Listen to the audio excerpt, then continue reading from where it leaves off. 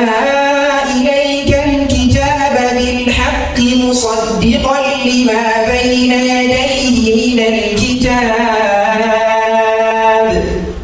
ومهيمنا عليه فاحكم بينهم بما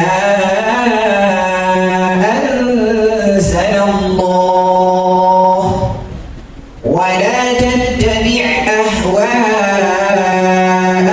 عما جاءك من الحق لكل جعلنا منكم شرعة ومنهاجا ولو شاء الله لجعلكم أمة واحدة ولكن ليبلوكم فيما آتاكم فاستبقوا الخيرات إلى الله مرجعكم جميعا فينبئكم بما كنتم فيه تختلفون. اللهم ارحمنا بالقرآن. السلام عليكم ورحمة الله وبركاته.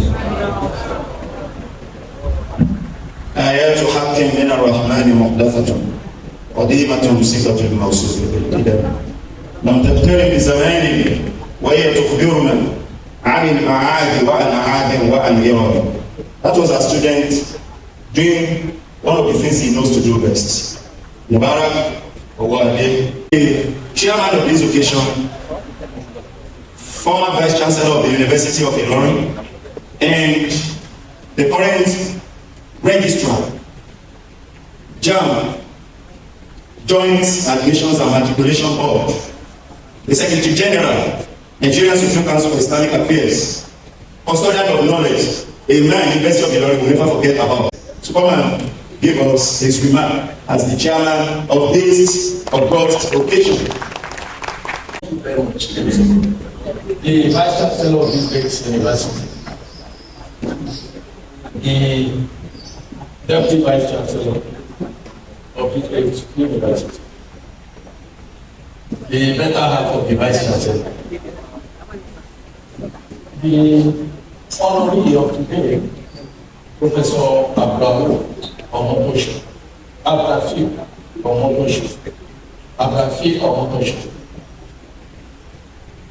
the guest lecturer, a returning, and the Mufti of Alumnus, Professor Omotosho.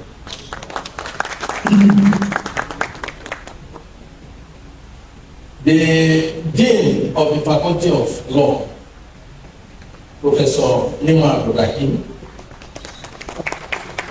the Head of Department of Islamic Law, Dr. Aziza Adebayo, the special invitees, particularly the Chief Imam of this great university, deans of various faculties, heads of departments, other functionaries of this great university, particularly Professor Dubai, who is said to be retired but not retired. My Lord Justice Umar, distinguished representative of our friend S.A.N. Raji, who is here seated. The Mama of the HOD, Dr. Mrs. Amori, distinguished students of this great university, particularly of the Faculty of Law, gentlemen of the press, ladies and gentlemen. Ordinarily, it is not my duty to establish this long protocol, but that's the lot of whoever speaks first. We expected to do so.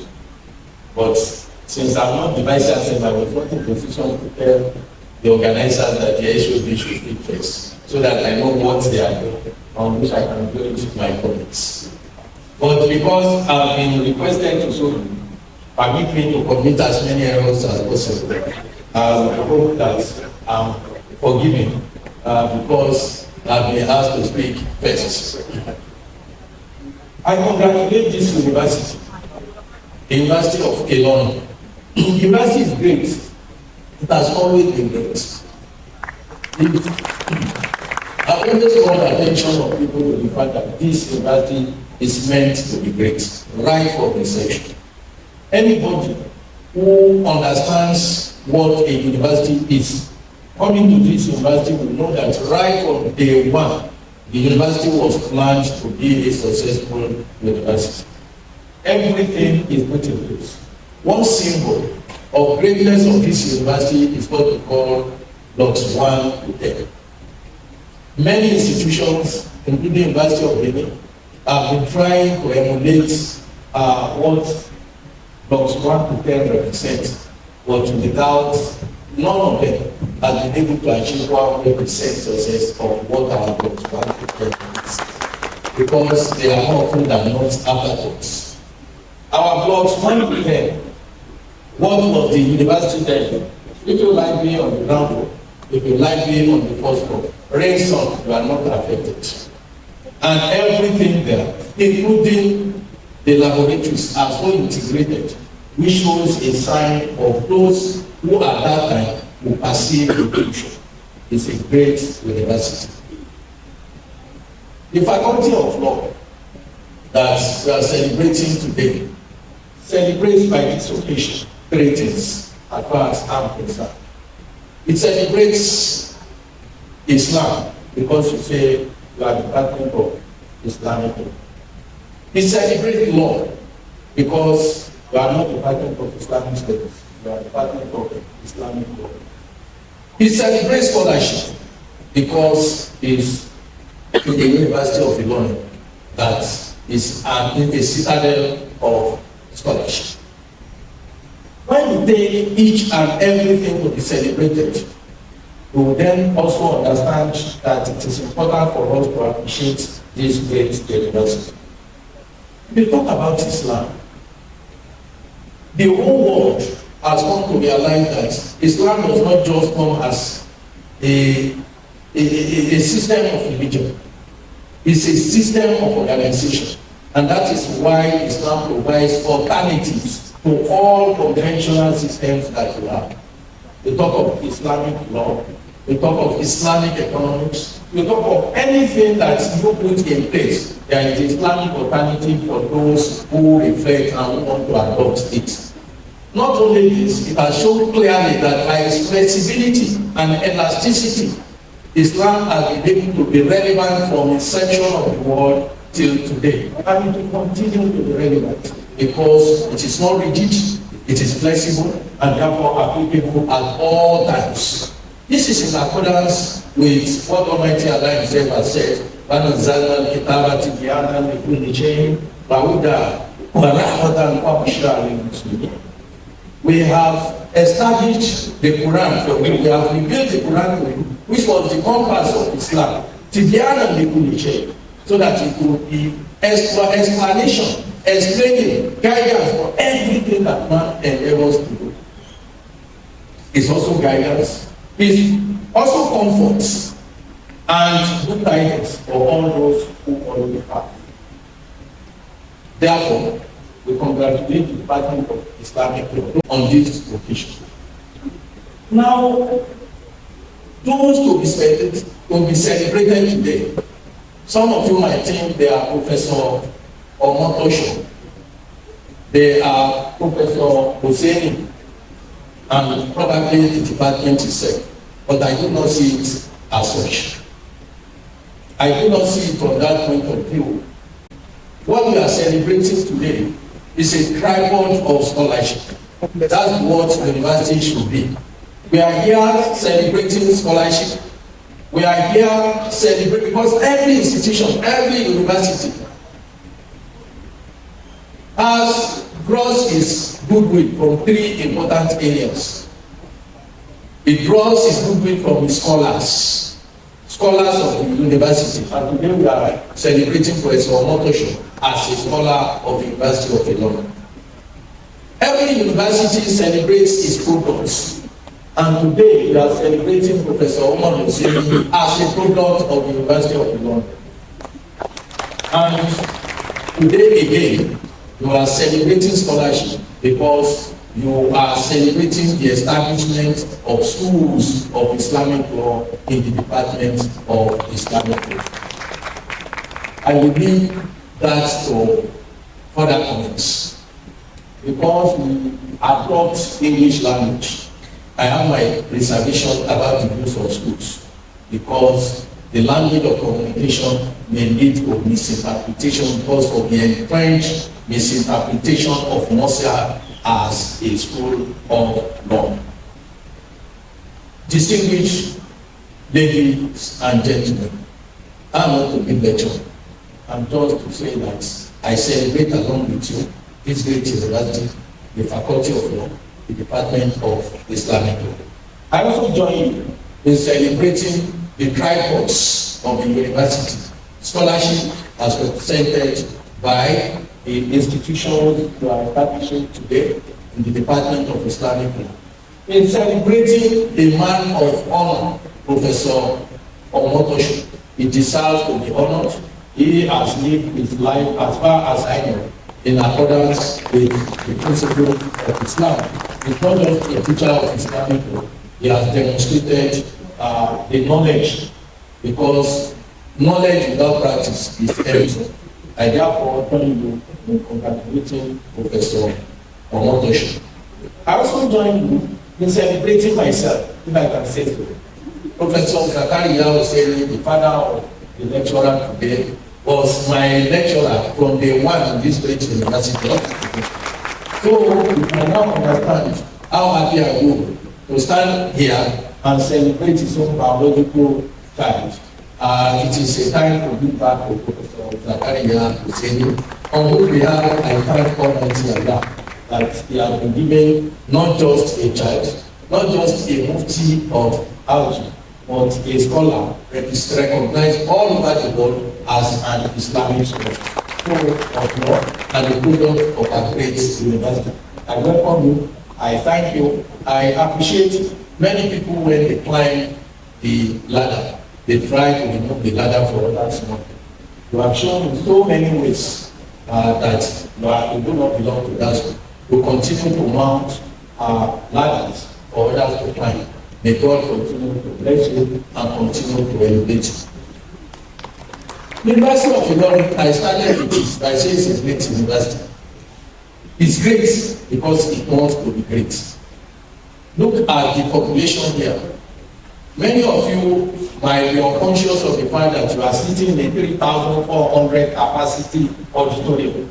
So you will now be thinking that you are few. If you are chosen to be in a 150 room hall, by now some people will be standing. So the University of Ilorin is great because it does so many great things. One of the great things that you can see here is the fact that you are sitting in over 3,000 seating capacity hall, and that makes you to appear as if you are few. You are not few at all. I congratulate the Vice Chancellor, I congratulate the university, and I wish us a successful program. Thank you. I now invite our HOD, the head of the Department of Islamic Law, the host HOD for this program, the 3-in-1 mega program. I invite her to come here to give us her opening remark.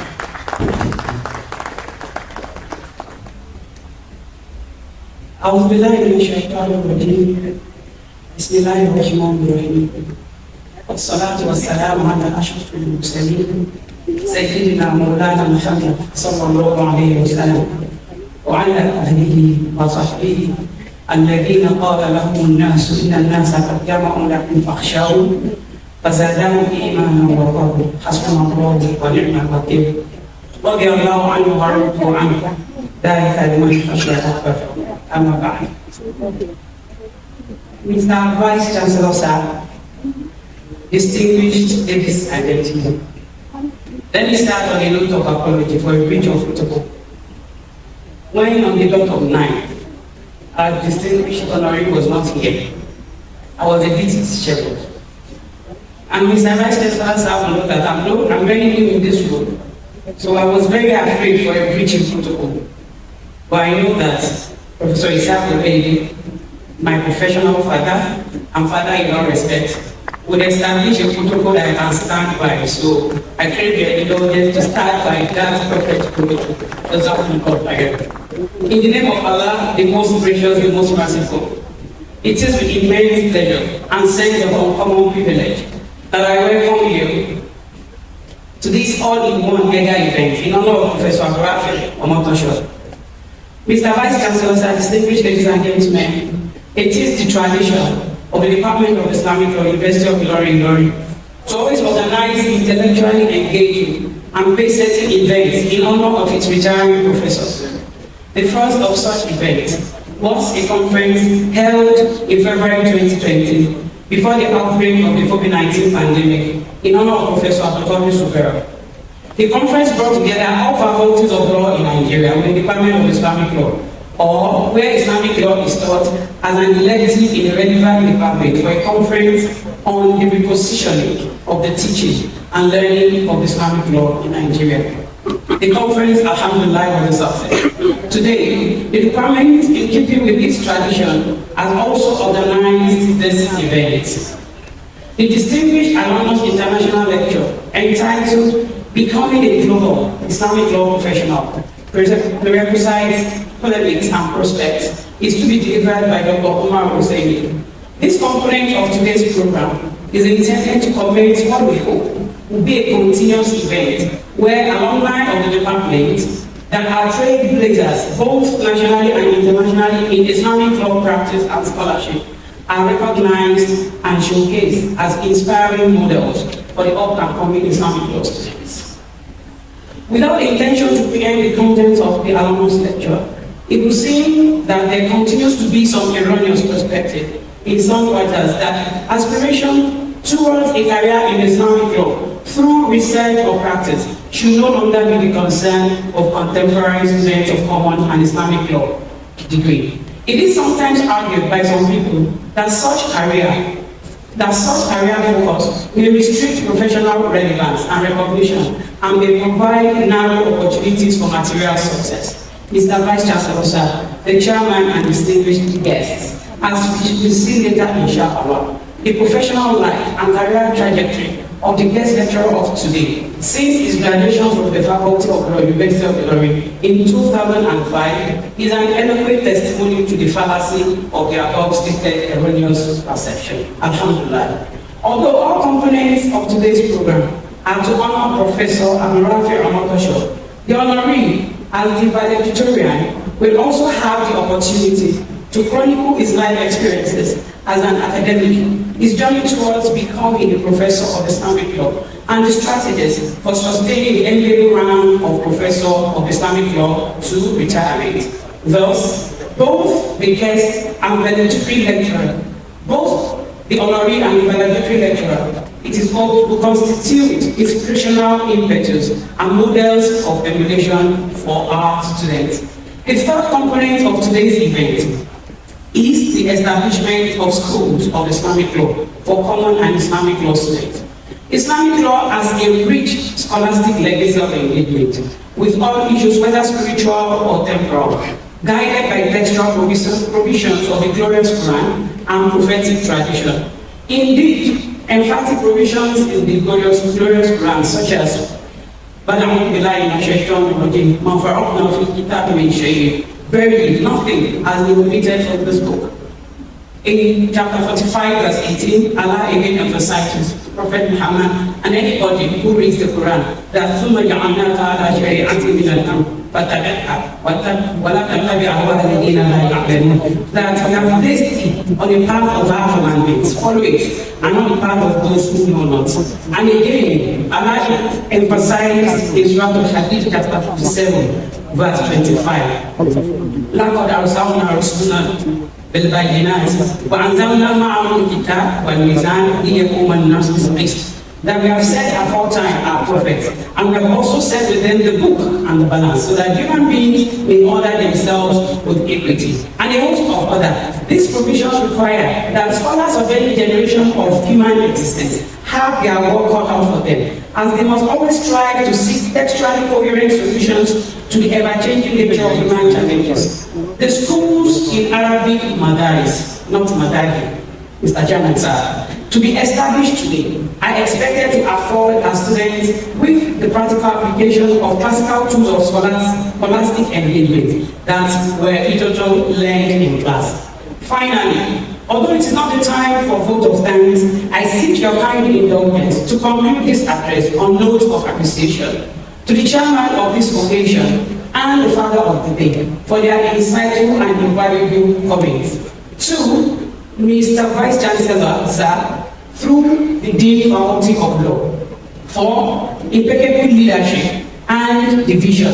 And again, special remarks, special thanks goes to the Vice Chancellor, sir. I must say, distinguished guests, ladies and gentlemen, the chairman, sir, that since 2005, when you sat on the panel of my employment as assistant lecturer in the Department of Islamic Law, from then till sometime last year, I then became the first female staff of the Department of Islamic Law, University of Ilorin, and continued to be for 19 years.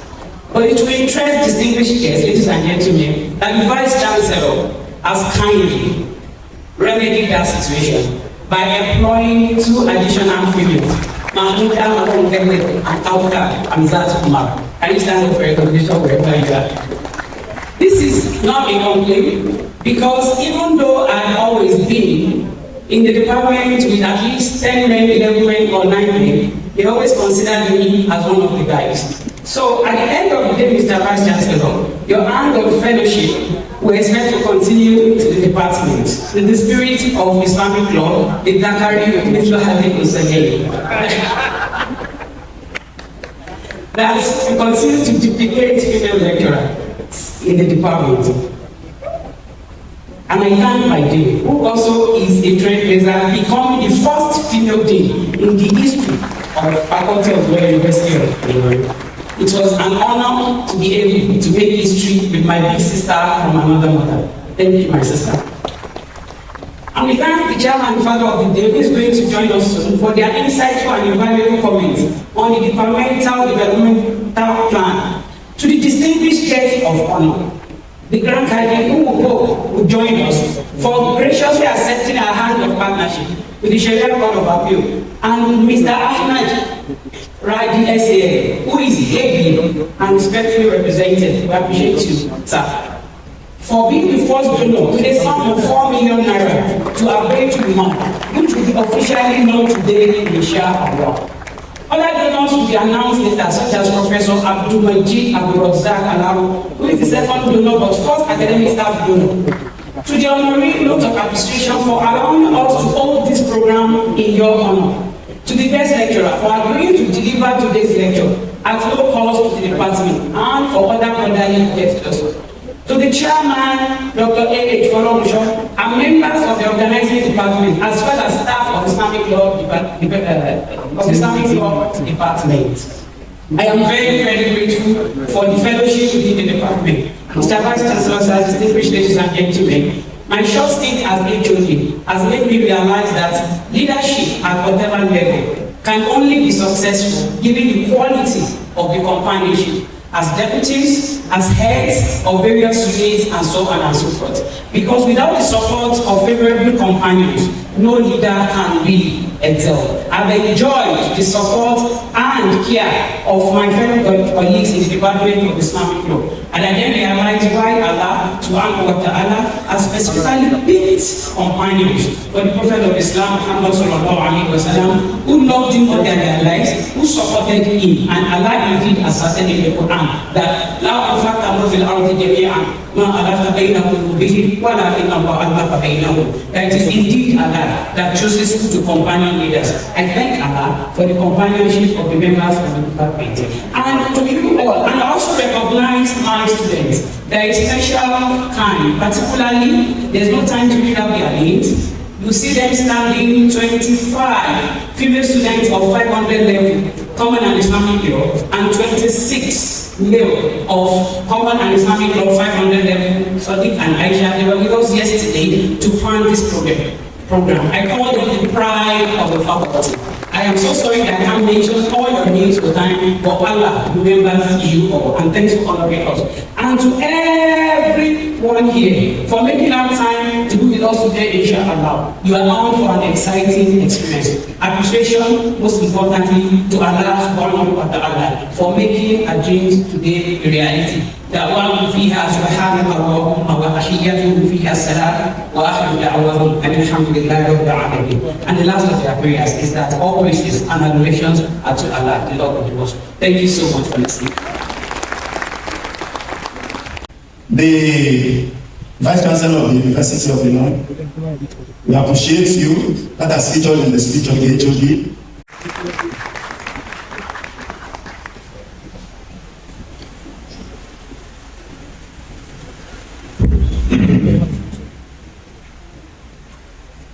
Our honorary mentor, who is the chairman of today's occasion, Professor Isaac, former Vice Chancellor of the University of Illinois, Registrar and Chief Executive of the Examinations and Matriculation Board, the honoree of today, Professor Abdulrafi, Omotosho, the distinguished Alumnus guest speaker, Professor Umar Hussein, the Deputy Vice Chancellor, Management Services, Professor S.F.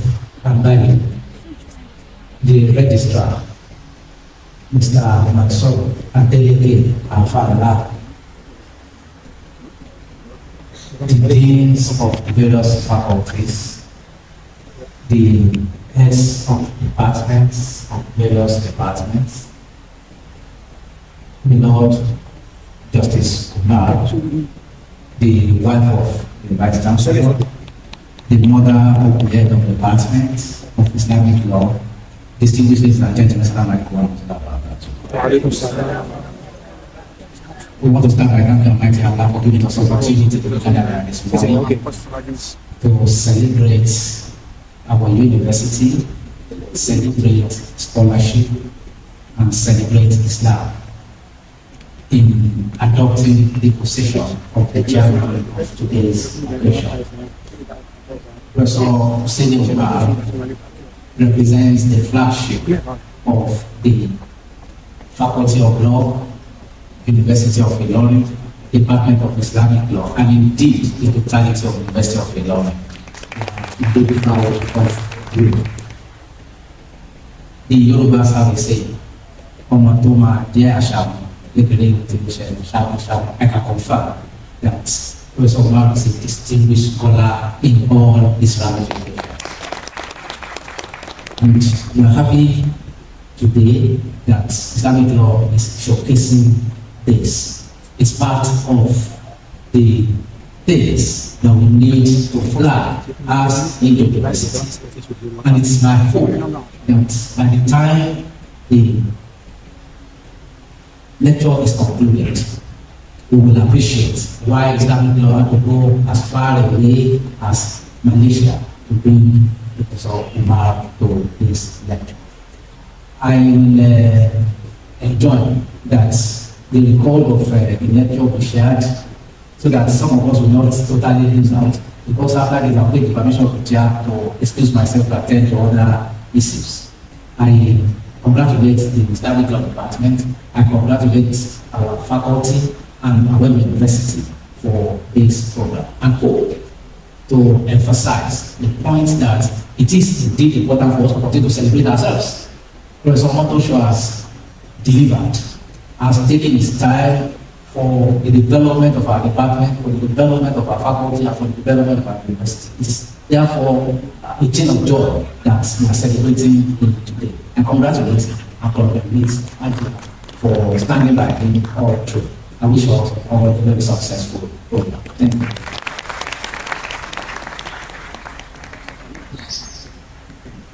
Citation of the honoree is to be given, is to render by Dr. Muhammad Kamal Imam. And I guess the honorary will stand and remain standing while he does that.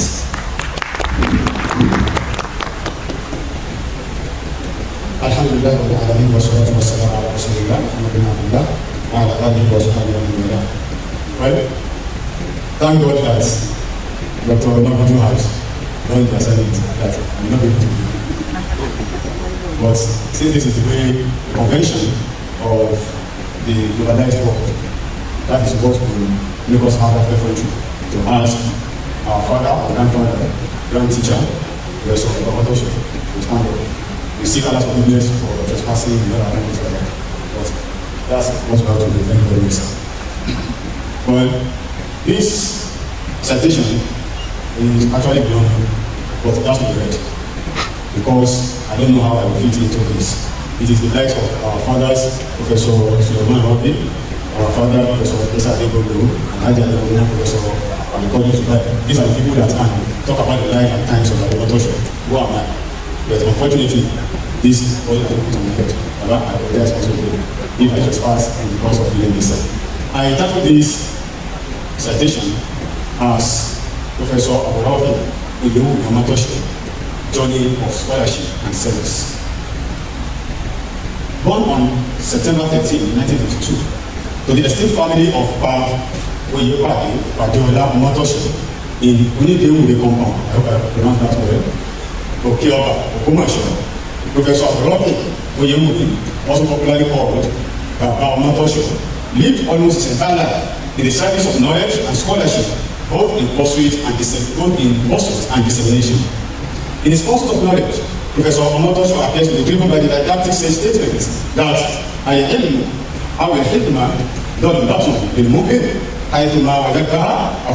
meaning knowledge or wisdom is a lost treasure. Wherever you find it, you take it. As a result, Professor Omotosho's quest for knowledge took him across the seas and oceans to different continents of the world. Baba Omotosho's educational adventure began at Idewuri Baptist Primary School in Idewuri village from 1958 to 1964. Following this, he attended the popular Arabic Institute of Nigeria, Ilekuru, Ibadan, from 1966 to 1970. Exhibiting brilliance that surpassed that of many of his mates, the young Abdulrafi then was given scholarship opportunity to pursue his senior secondary school education at the Islamic University of Medina, popularly known as Jami'atul Islamiyya, spanning the years 1971 to 1974. Professor Omotosho continued his academic pursuit at the same Jami'atul Islamiyya to earn a degree in Islamic law, Sharia, in 1978. Eager to broaden his horizons, Baba Omotosho furthered his studies at the University of Edinburgh in the United Kingdom, earning his PhD in Usul al-Fiqh, Islamic jurisprudence, from 1980 to 1984. And to mention here, Baba finishing his degree, went to Edinburgh to do masters. But in recognition of his brilliance, after he started that masters, the master was converted to PhD for him. Upon completing his doctoral studies, and despite the idea to stay back in the Queensland even at that time, Baba chose to return to Nigeria to fulfill his National Youth Service Corps obligation at the University of Lagos, after which he immediately joined the University of Jos as a young lecturer. Over the years, he ascended through the academic ranks, achieving the distinguished position of professor in the year 2008. In his academic career, Baba Omotosho has won major scholarships and grants. In 1971, he won the Saudi Arabian government scholarship. In 1980, he was awarded the Oyo State Government Scholarship. He also won Fulbright Foundation grant to visit Virginia State University, Petersburg, and Virginia Commonwealth University, Richmond, as a senior specialist scholar in Sharia in the year 2008. Professor Omotosho's academic legacy extends beyond his teaching responsibilities, because at the University of Jos, he served in various pivotal roles, including admission officer of the university, examination officer, PG coordinator, and Islamic unit coordinator in the university. His commitment to academia saw him as a member of other numerous committees. In 2003, when Nasarawa State University was established, Professor Abdulrafi Omotosho was invited to establish the Department of Religious Studies, now known as the Department of Islamic Studies. He served there as the pioneer head of the department, and because of his dedication to service, he was given visiting professor since that time a position he retained until 2022. This tenure allowed him to contribute significantly to the education and mentorship of numerous masters and PhD students in that university as well as other universities. Upon joining the University of Ilorin, Professor Omotosho seamlessly transitioned into leadership roles again because he has always been dedicated to service. Upon his assumption of duty at the University of Ilorin, Professor Omotosho took charge of the Department of Islamic Law as the head of the department. And at that same time, he concurrently held the position of acting director of the Center for International Education at the University of Ilorin, two major roles at the same time. Later, Omotosho played a pivotal role in the development of the Ilorin Archive and Documentation Center, where he showcased his administrative prowess. His impactful leadership continued as he was appointed to oversee the Center for Affiliated Institutions at the University of Ilorin, transforming it into a financially viable unit. Professor Omotosho's contribution were not confined to the academic realm. He had also served as a member of the board of moderators for JAM for many years, and acted as JAM appointed moderator for IJMB of ABU Zaria, that is Ahmadu Bello University, Zaria, in 1996. Additionally, Professor Omotosho served as an external examiner to various tertiary institutions, both within and outside Nigeria. Beyond his institutional engagement, Professor Omotosho has made significant scholarly contributions. His publications, both locally and internationally, reflect his dedication to advancing knowledge. Actively, is involved in professional associations like the Nigerian Association of Islamic Law Teachers, NAILT, Nigerian Association of Law Teachers, NALT, Nigerian Association of Teachers of Arabic and Islamic Studies, NATAIS, and Nigerian Association of the Study of Religion, NASA, among numerous others. In all of these associations, he has played a pivotal role in shaping academic discourse. Professor Abdulrafi, who you know Omotosho's journey, is marked not only by academic achievements, but also by his commitment to mentorship and service. We are among the products of his teaching and mentorship. His influence resonates through the success of the many students he has supervised, both in the academia and various professional spheres. One of them here today, who will never at any point in time be shy of mentioning that fact that Baba was his teacher, supervisor, and a mentor, is Professor Yahya Oluwole Imam. That is one of the deputy imam in the University of Ilorin. Baba is happily married with children who have been recognized. Mama, congratulations, ma'am. Dr. Francis and others that are here will also congratulate every one of you. Baba is happily married with children and grandchildren. Professor Omotosho continues to be a beacon of inspiration in the academic community.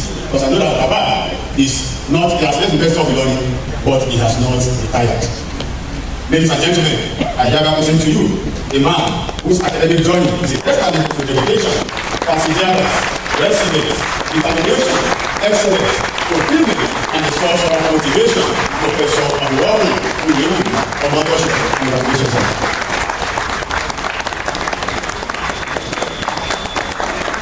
Giving him standing ovation to celebrate him further.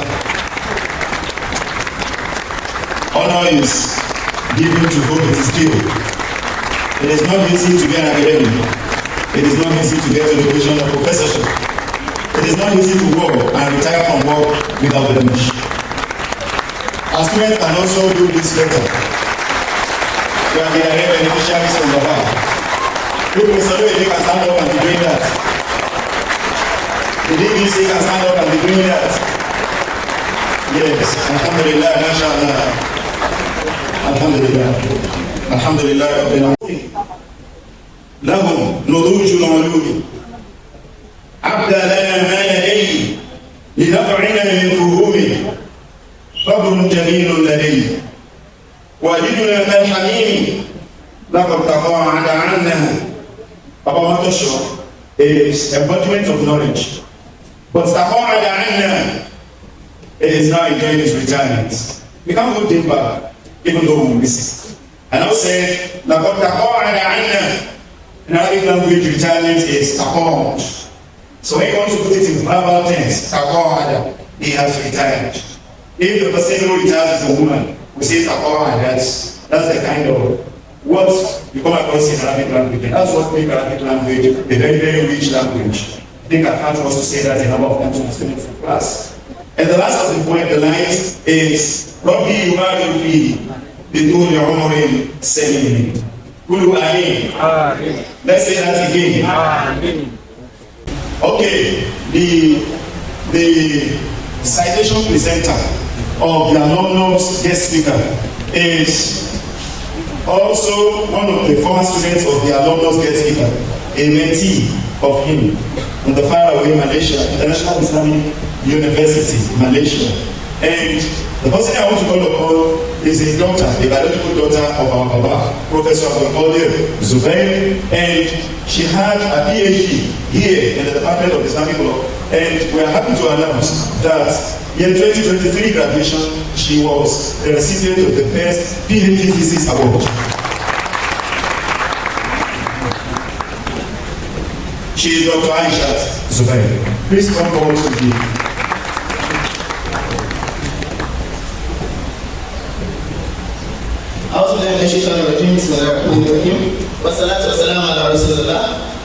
Let me first start by saying that I'm overwhelmed, I'm very happy. I actually love you for this task. And when I told Dr. Aziza that I wanted to be the one to do the citation, and she obliged me, I was very happy because the man I'm going to be reading this citation today is more than a brother to me. He's an amazing man. He's my mentor, my supervisor, and I'm very happy today that I'll have the opportunity to ask him to stand and remain standing while I live his life to him. He's also the Mufti of Auchi. So, Mr. Chairman, sir, permit me to read the citation of Dr. Umar A. Husseini. And let me warn you that this is not a brief citation. Until recently, Dr. Umar A. Husseini is the Chief Executive Officer of the International Islamic Liquidity Management Corporation, a multilateral financial institution headquartered in Kuala Lumpur.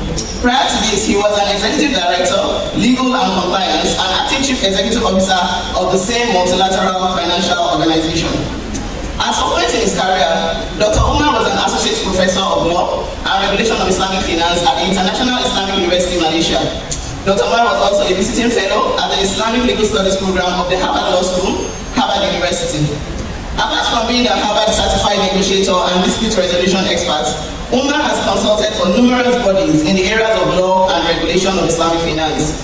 With a good blend of both significant academic and industry-wide experience in Islamic finance, Dr. Umar has completed strategic consultancy works for some United Nations agencies, such as the International Organization for Migration, IOM, COMSEC of the Organization of Islamic Cooperation, OIC, Islamic Development Bank, IDB Group, and other government and government-linked agencies. Dr. Umar is a member of both the Nigerian Bar Association and the Canadian Bar Association.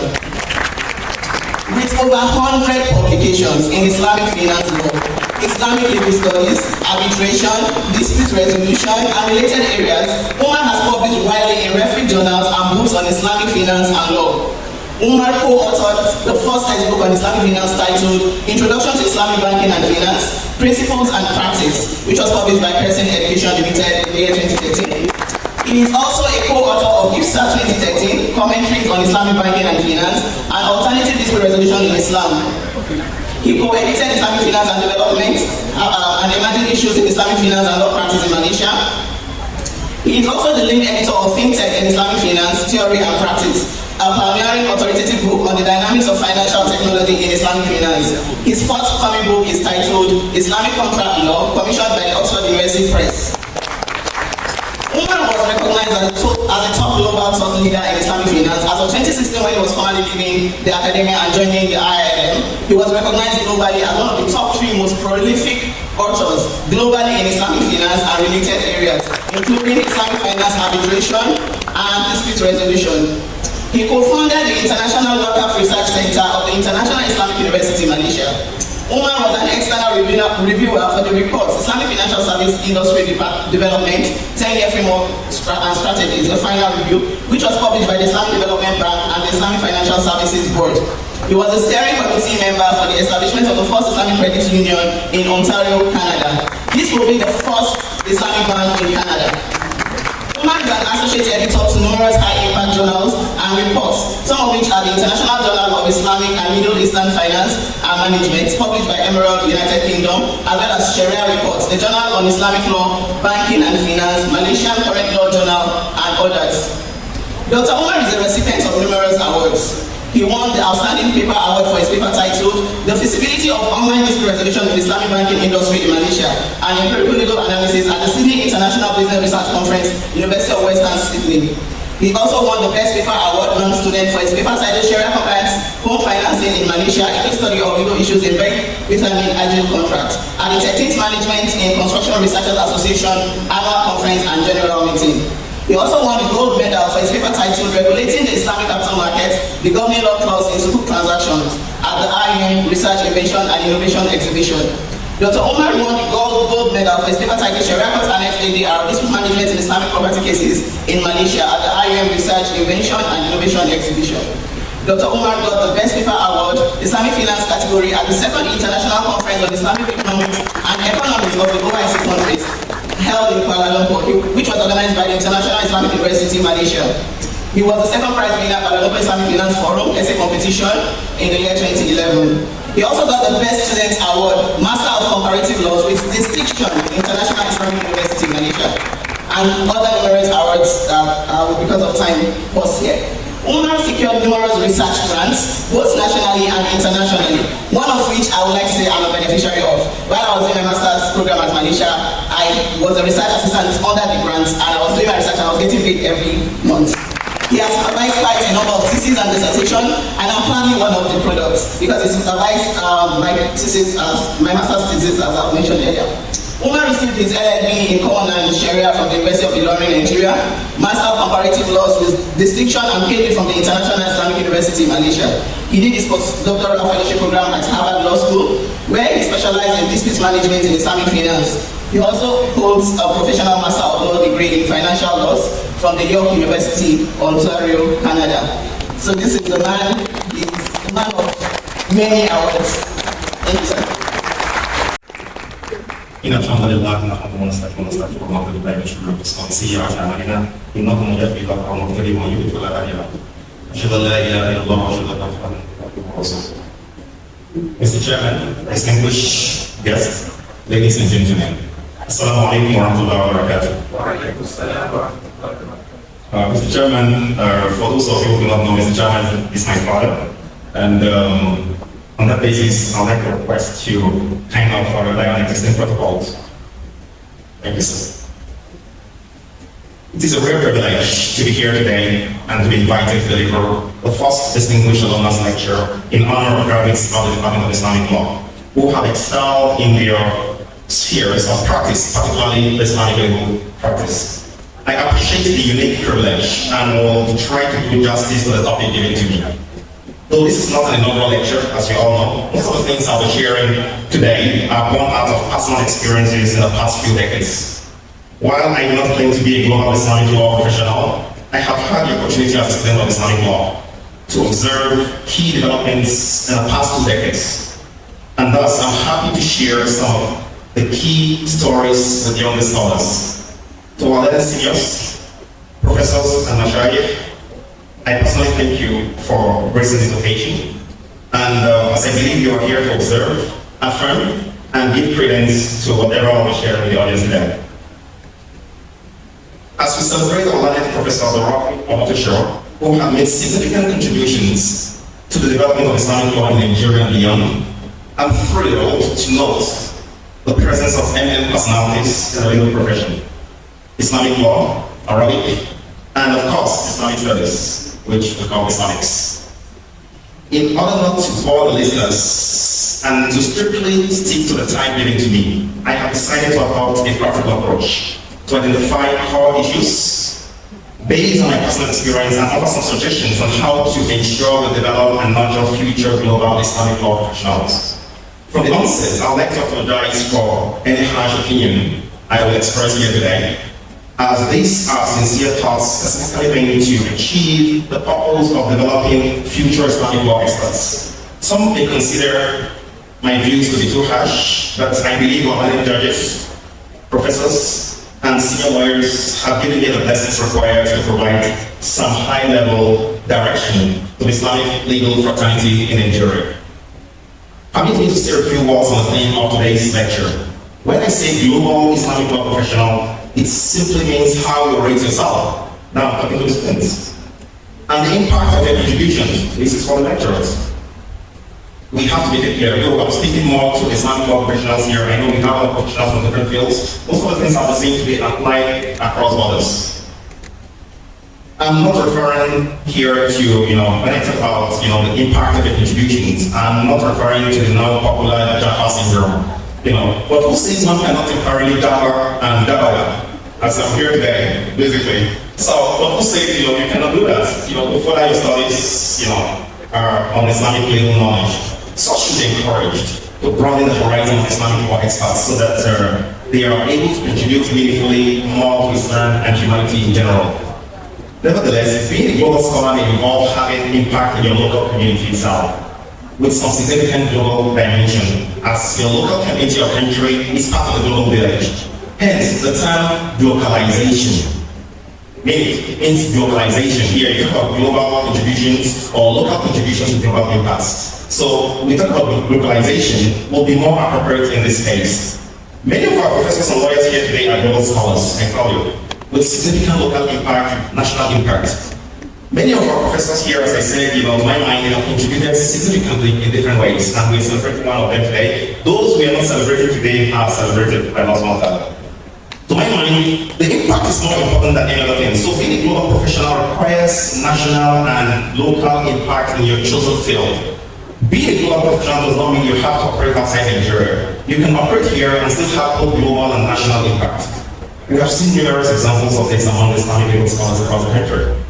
Now, the second part of the theme of this lecture broadly identifies three key areas, which the lecture will touch upon: the prerequisites, the polemics, and the prospects. As for the prerequisites, I guess these are quite straightforward. The work itself implies things you need to do or requirements you need to fulfill to be able to become a global Islamic law professional. When it comes to the polemics, it is pertinent to know the challenges one will face or we are facing at the moment in the modern world, from a local community up to the global scene, while specializing or attempting to specialize in Islamic law. I'm sure some of you who study Islamic law will have faced some criticisms of going to the university to study here. And this comes from the faculty itself sometimes, and I'm sure, you heard from the head of the department, talking about this area in terms of the perception. And I'm told the perception is still there. And that's why I accepted to be here today to kind of share some thoughts with you and try to kind of encourage our young scholars to see value in what they do. In addition, the way that Islamic law is being relegated to the level of customary law in Nigeria constitutes part of the polemics we're talking about. And I'm glad that we have received such profound pronouncements from the Supreme Court bench in the often cited Akawara Resolution. Our erudite Professor Omotosho is here with us today, and you all know he has written excellent referring articles on this issue. So I will dare to stretch this issue further. Beyond judicial pronouncement on the status of Islamic law, there are other reforms necessary to provide a level playing field for both Islamic law and English common law in Nigeria. Further details and key examples are given in the full paper, which will be shared with you perhaps a week or two after this lecture. I also remember when I was admitted to the common law and Sharia degree program at this faculty of law.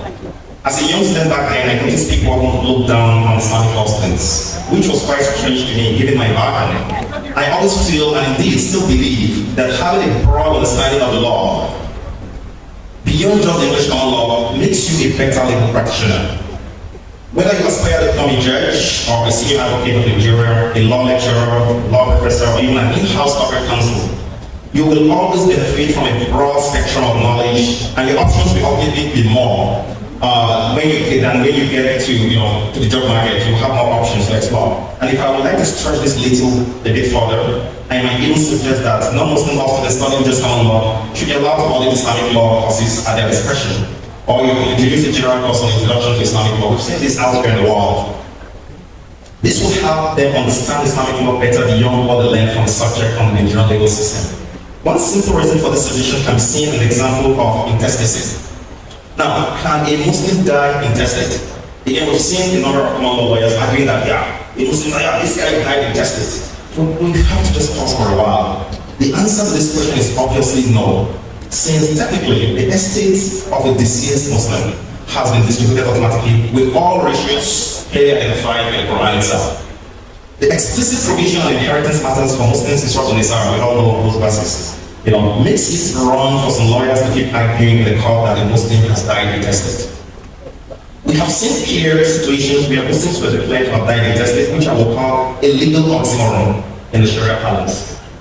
As someone who rose through the rank from being a PhD research scholar who specialized in complex dispute resolution in the Sharia courts in Nigeria to a postdoctoral fellow at Harvard Law School where I specialized in dispute resolution in the Islamic financial services industry and later an assistant professor and later national professor of law, I strongly feel there are numerous opportunities for Islamic law professionals within and beyond Nigeria. The path is not so smooth, though, as it is layered with numerous challenges along the way. But one must remain determined, principled, and of course, persevere to overcome these challenges. In 2016, I was approached by the International Islamic Liquidity Management Corporation, which we call the IILM, and it's a body that people often refer to as the IMF for the Muslim world. Now, I was approached by this body to become its executive director of legal and compliance, and technically becoming the general counsel.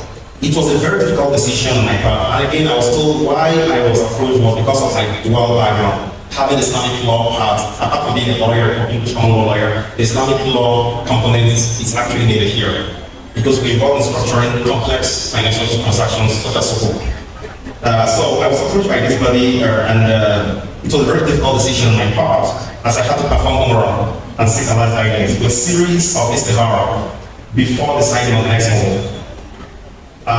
One would wonder, why should I have to go through such a spiritual journey to decide on taking on a senior role at a multilateral financial institution, which is often called the Islamic IMF? Indeed, it was a difficult decision, as I was just 1 year away from being a full professor of law. And as many of you are aware, I'm from a family of professors. So having gone through the spiritual journey, my mind was more inclined towards taking on a new job.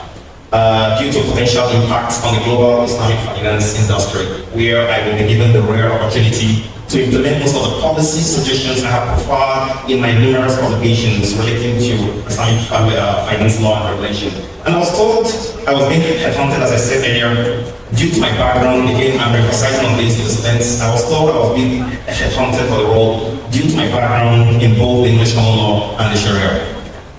To the students here today, and even our learning lecturers, this humble experience speaks volume of the need to broaden your horizon in the increasingly competitive labor market. Now let's turn to the part that relates to kind of against all odds, defining your goal beyond the traditional platform. Now, most of the things I'm saying, I'll share my experience on how I do research, the process I have to go through before writing an academic paper. I mean, that surprises some people, that I have to go through a process before you even write an academic paper. It's a KPR given by being your vice chancellor, you have to do it. But I'm going to share my personal experience just to motivate our students here today.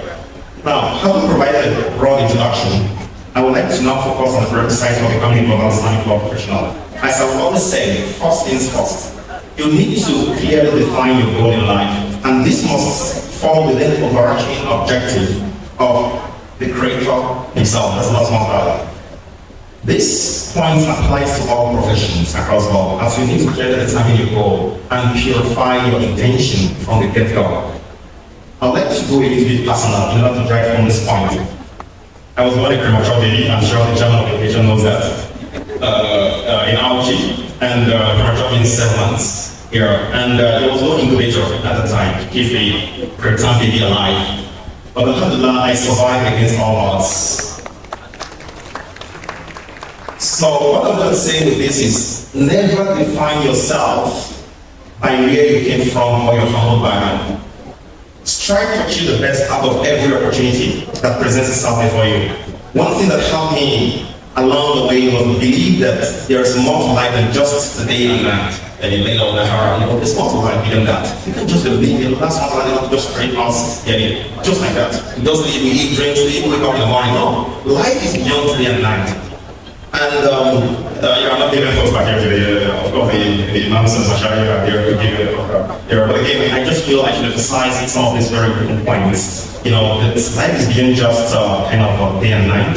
And our purpose in life has been clearly defined by our Creator, and it is nothing than to worship Him alone. Therefore, in everything we do, whether in our personal or professional callings or capacities, we should always bear in mind that we are here for a purpose. Hence, the need to always define and recalibrate your purpose all the time.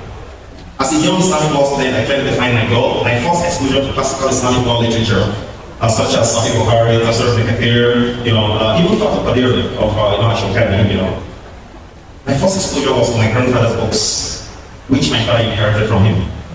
And many of the books were published around 1900. As a teenager studying Arabic and Islamic studies at Bumbo in Bakata in Ilorin, under the tutelage of the late Sheikh Uthman Obakalena, I had no choice than to explore the books I found in my father's library.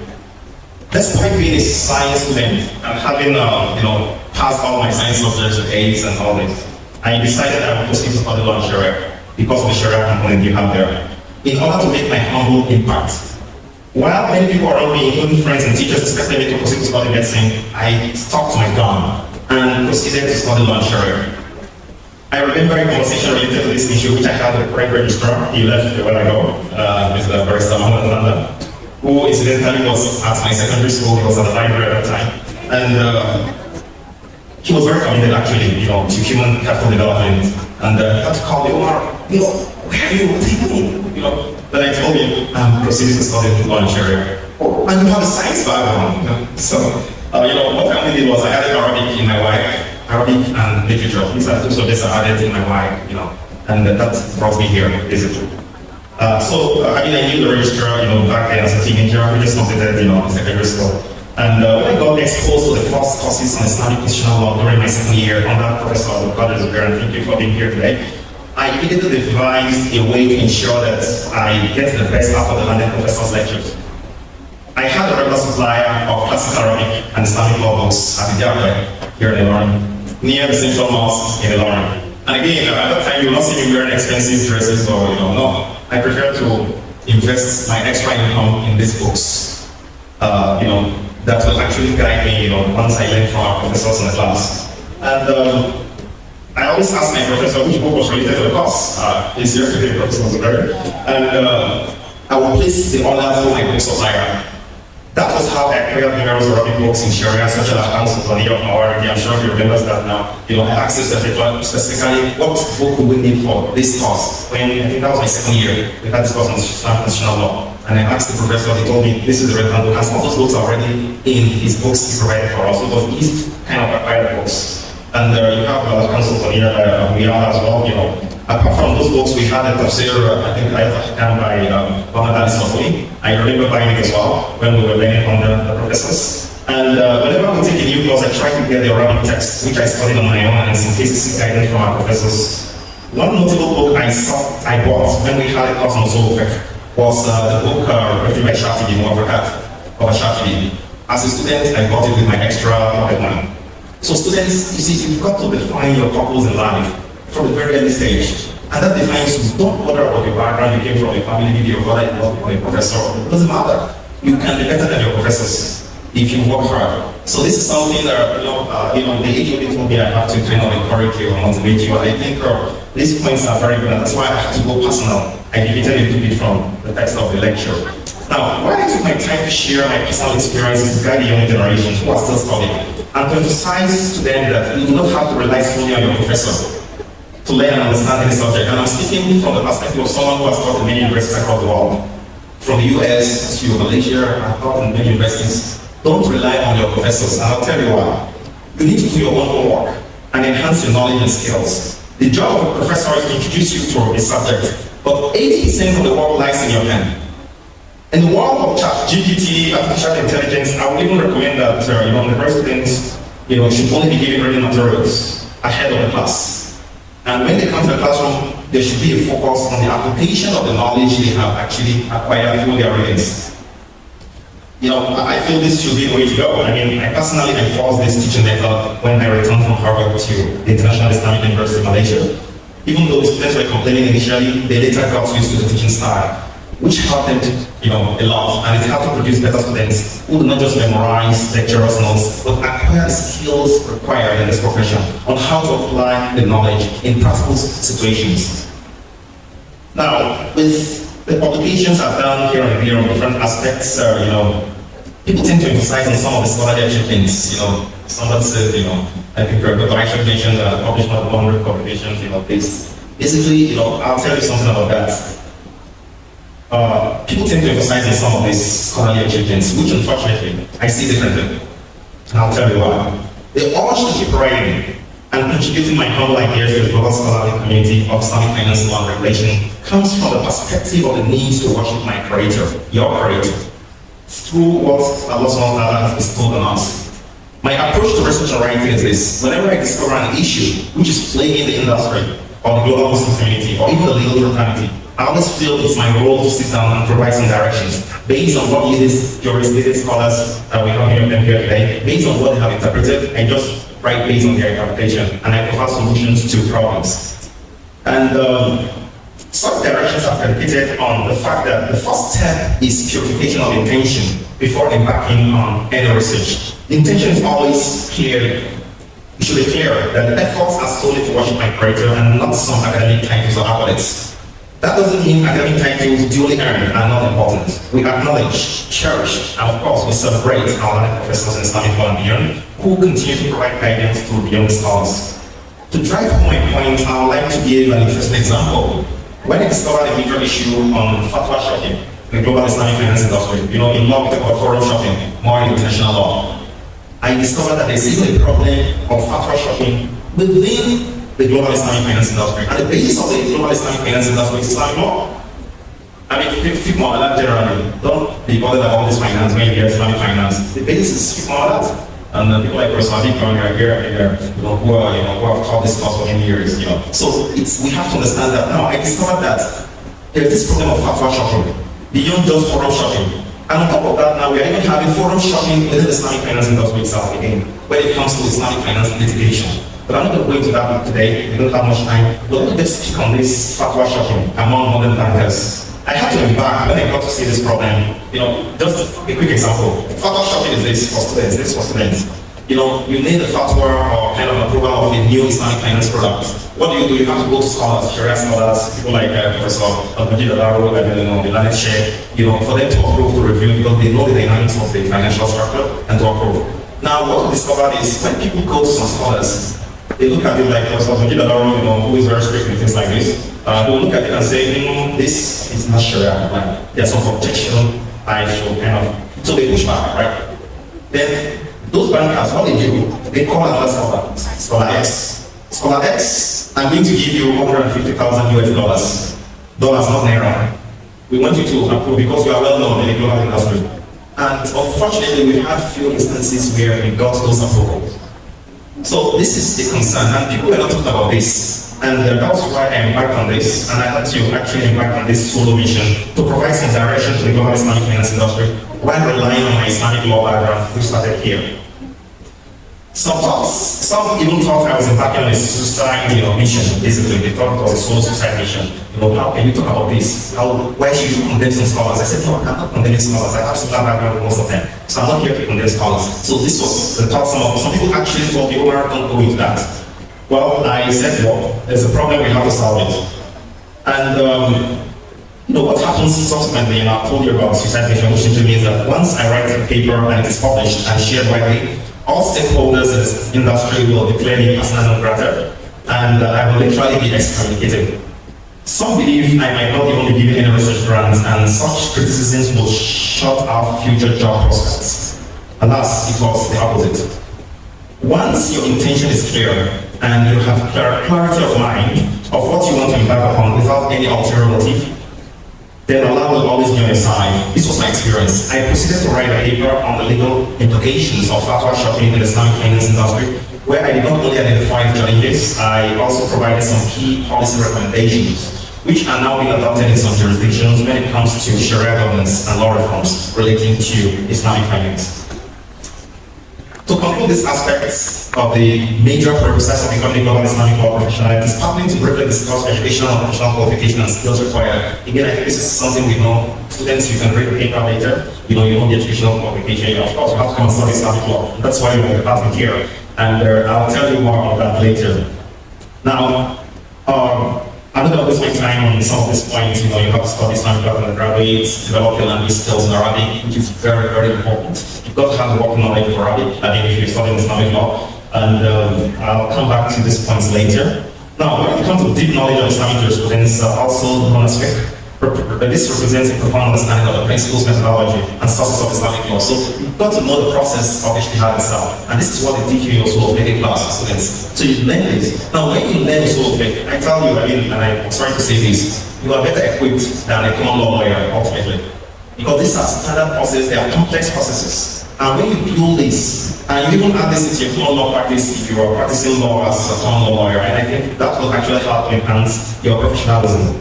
So profound expertise kind of involves ability to conceptualize and apply classical Islamic legal principles in the modern day issues, and that helps to ensure relevance and adaptability in contemporary societies.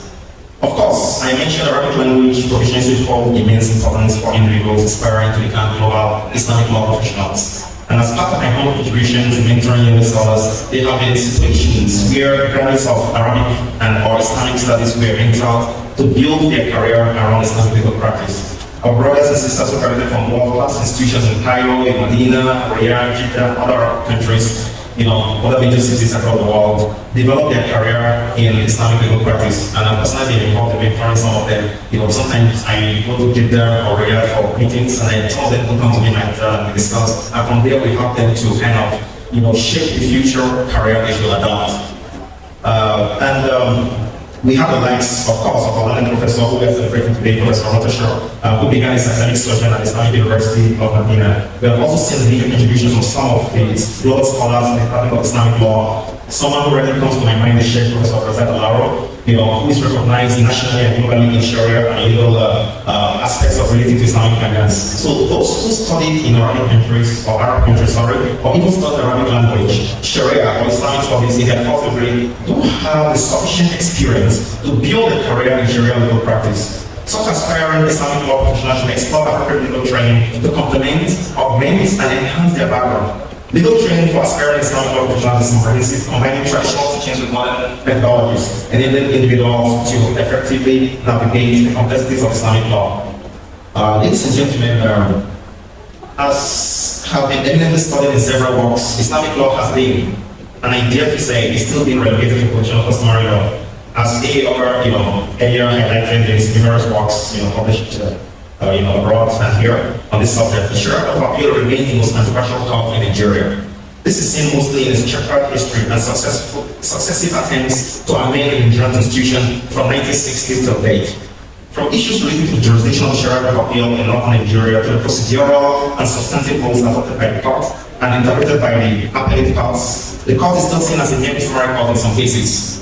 In some states, basically, even though most of the judges we have today are more qualified and highly competent. It's our duty to change the narrative. As a matter of fact, the narrative is changing with some new crowds of jurists who are not only leading Sharia scholars but also qualified solicitors and advocates of the Supreme Court of Nigeria. Though many have praised the decision of the Supreme Court in the popular case of Okara and Debo, which saw for the first time the theoretical elevation of Islamic law above customary law with its unique features as a distinct Islamic legal system, basically, there is still much left to be desired when it comes to the true nature of Islamic law within the legal system mix in the country. Beyond just the substantive or procedural aspects of Islamic law, one central question that still begs for reforms is the determination of who is competent to interpret Islamic law within the Nigerian legal system. Since the Supreme Court constitutionally has a final say on matters relating to Islamic law in the country, one possible solution would be to ensure at all times there is a dedicated panel on at least 3 juries to the apex court that focuses on Islamic law related appeals. We all know how the number reduced drastically recently. On the Supreme Court bench, I'm glad to know that new judges or justices have been appointed recently. And we meet this dedicated bench at the Supreme Court as well, just as we have a court of appeal. Another option that we reflect the hearings of various stakeholders among the legal fraternity is to introduce some constitutional amendments to allow the right of appeal on Islamic law matters to terminate the court of appeal, so that the Supreme Court is completely kept out of issues related to Islamic law. As a policy court, the Supreme Court should not be involved in Islamic law matters, as jurists have to be specifically or specially trained in matters related to Sharia or Sharia-oriented policy to be able to deliver policy judgments relating to Islamic law. Such deep knowledge of fundamentals of Sharia-oriented policy and relevant principles require in-depth knowledge of the Sharia, which transcends the constitutional knowledge requirement for Sharia education. Another challenge relates to the pedagogical approach adopted in training future Islamic law experts. While I do not intend to opine on the curriculum used in Nigerian universities, however, based on my personal experience, I would like to suggest that every student of Islamic law should have a working knowledge of Arabic, as I emphasized earlier. This also applies to practicing Sharia lawyers, and of course, it goes without saying the Sharia court judges, broadly defined, which includes all the judges involved in Sharia application up to the Supreme Court level. My humble background in Arabic language has significantly helped me inform my research and practice globally. At my fingertips, I can access huge collections of classical sources from leading online libraries like Maktaba Shamila and Maktaba Warfare. The only thing I need is just an internet, that's it. And I've completed many research projects and drafted legal opinions on Islamic family law matters for high-profile cases in some European and Australian courts involving Muslim subjects without visiting a physical library. Beyond the core Arabic courses in LLB Sharia curriculum, policy makers could also consider optional crash courses or Arabic immersion programs during summer break to enhance students' learning experience. In addition, while taking relevant Sharia courses at university, students should be exposed to recommended reading materials written by classical scholars. And based on my interaction with many Islamic law graduates, one important challenge young Islamic law professionals in Nigeria is lack of mentorship. Mentoring younger scholars is key to producing global Islamic law professionals. As learned professors and supervisors, it is your duty to create time to grow, mentor, and guide future scholars despite your busy schedules. If one considers this as part of ibadah or worship, and that as a Murabbi is not simply a teacher, it's translated as an exemplary mentor to your students. You are required to mentor future scholars who will take over from you in the near future. Then one has to be fully committed if you believe in this objective. As professors, our job goes beyond teaching and research. Mentoring young scholars through guided supervision and collaboration in research projects goes a long way in helping to produce global professionals. Having supervised or co-supervised about 10 PhD holders while I was in academia, I feel and indeed acknowledge the scholarly burden on our shoulders as professors to ensure we produce globally recognized professionals. Permit me to briefly share my experience with my PhD students, some of whom can testify to this practice today. Once I'm appointed your supervisor, the kickoff meeting, which is always the first meeting between myself and my supervisee, has one key agenda: to determine when the student intends to finish his or her PhD program, barring any unforeseen circumstances. Got to determine the timeline from the first day. This comes after we've agreed on the area of research and after identifying the content and the context of the subject matter of research. We must agree on a reasonable timetable on day one to ensure we manage our time properly on both sides. While I understand that we live in an increasingly busy environment with so many tasks and deadlines, have we ever paused to think beyond our generation and try to picture what the future will look like if we take care of today by mentoring the future scholars? In sort of Tower, verse 1 to 2, I'm sure most of you will advance, which gives a clear perspective on the importance of faculty team. Even when there's jihad, some people have to stay around, to kind of, focus on learning the knowledge. So passing that back into the future generation, I think it's important, and we have to start doing that today, and that starts from the way we treat our supervisees. This requires the introduction of a proper mentorship program involving practicing Sharia lawyers, professors, and learned Sharia court judges. Beyond academic support provided to students, there should also be networking opportunities, industry insights, and career guidance from mentors to mentees. The Islamic Law Department can coordinate such a mentorship program and draw on available resources both locally and internationally to actualize this novel project. And I'm personally happy to do this program for the department. Thank you. Now, continuous professional development programs will be introduced periodically on key contemporary issues relating to Islamic law matters. Arising from the suggestion to explore the establishment of a mentorship program and introduce continuous professional development initiative for Islamic law professionals, one unique program the University of Florida can introduce for the entire Sharia legal fraternity in Nigeria and beyond is the postgraduate diploma in Sharia and legal practice, which will be relevant not to only judges but legal practitioners who would like to hone their skills and knowledge in Sharia education and legal practice. Beyond the above, I have provided further polemical issues in the full paper and profile some policy recommendations. These include key debates and controversies surrounding Islamic law and its application in various domains and regions, the role and impact of politics, culture, media, and public opinion on Islamic law and its perception, and the common misconceptions and stereotypes about Islamic law and its compatibility with human rights, democracy, and modernity. Though I have less than 5 more minutes, I'd like to pause here to share a story. People think Islamic law is not compatible with human rights, And I had this experience, during my postdoctoral research when I got an email from Pittsburgh Law School in 2011 to write a piece on Sharia in Libya. They expected me to criticize Sharia. So that was when the National Judicial Council, National Transitional Council of Libya killed or assassinated Gaddafi. And you had the National Transitional Council coming out on how to apply Sharia. And I got this email one afternoon in my office in Cambridge at the campus of the Law School, and I didn't know what to do. Of course, I saw the divine guidance, 2 rakats, and I accepted to write it. They wanted me to write something against Sharia, and I wrote it. But if you ask me what did I write, okay, I think that's the thing. I wrote it, but it's still online up to today, the link. So anything you do sometimes the internet is there all the time. So they wanted to get this young scholar, catch him well young, and kind of give me a lot of research grants and make you speak against the Sharia. This is what I do. I have no apology to say this. And I got an email, and I later got to know some of my colleagues here were approached, but they declined. And it got to me, and I did it. But what did I do? I told them, first things first, Sharia, they said Sharia law. I said there's nothing like Sharia law. You either call it Sharia or you call it Islamic law. So that was the first thing I had to clarify. Sharia law basically, I consider as a tautology, basically you do the same one in different ways. And in Arabic, or those study in Arabic countries or Arabs who say Sharia place Islamia, and they translate it as Islamic Sharia. I clarified that point, so that was that. The next point, the real Sharia protects human rights. The real Sharia gives rights to live in a dead body in Islam. The dead body of Gaddafi, people were like, queuing up to use their mobile phones to kind of take photos. That itself was wrong under Sharia. So I clarified that. So I said, have you ever heard of Sharia itself giving rights to a dead body? This is something they don't know there in the US. So that was my approach. So rather than speaking against Sharia, I told them what the actual Sharia is. And I thought they had a published paper. I waited, first day, no reply. Well, I was just sitting in my office, so I didn't actually ask them to. They came to me. So it's okay. Second day, no reply. I said, MashaAllah. Third day, I got an email. Dear Professor Husseini, that's what they call everyone in the US, a lecturer or if you're in a university. We've published your whatever online. And I quickly rushed to the website of People's Law School to check what they published, whether they amended it. Because I can sue them if they have changed anything. They publish it as it is. So the message here to our younger scholars is, let's be firm in whatever we do. Allah will always be on your side. I have more to share with you, but I have to kind of end the presentation because I was told I only have 2 more minutes or so.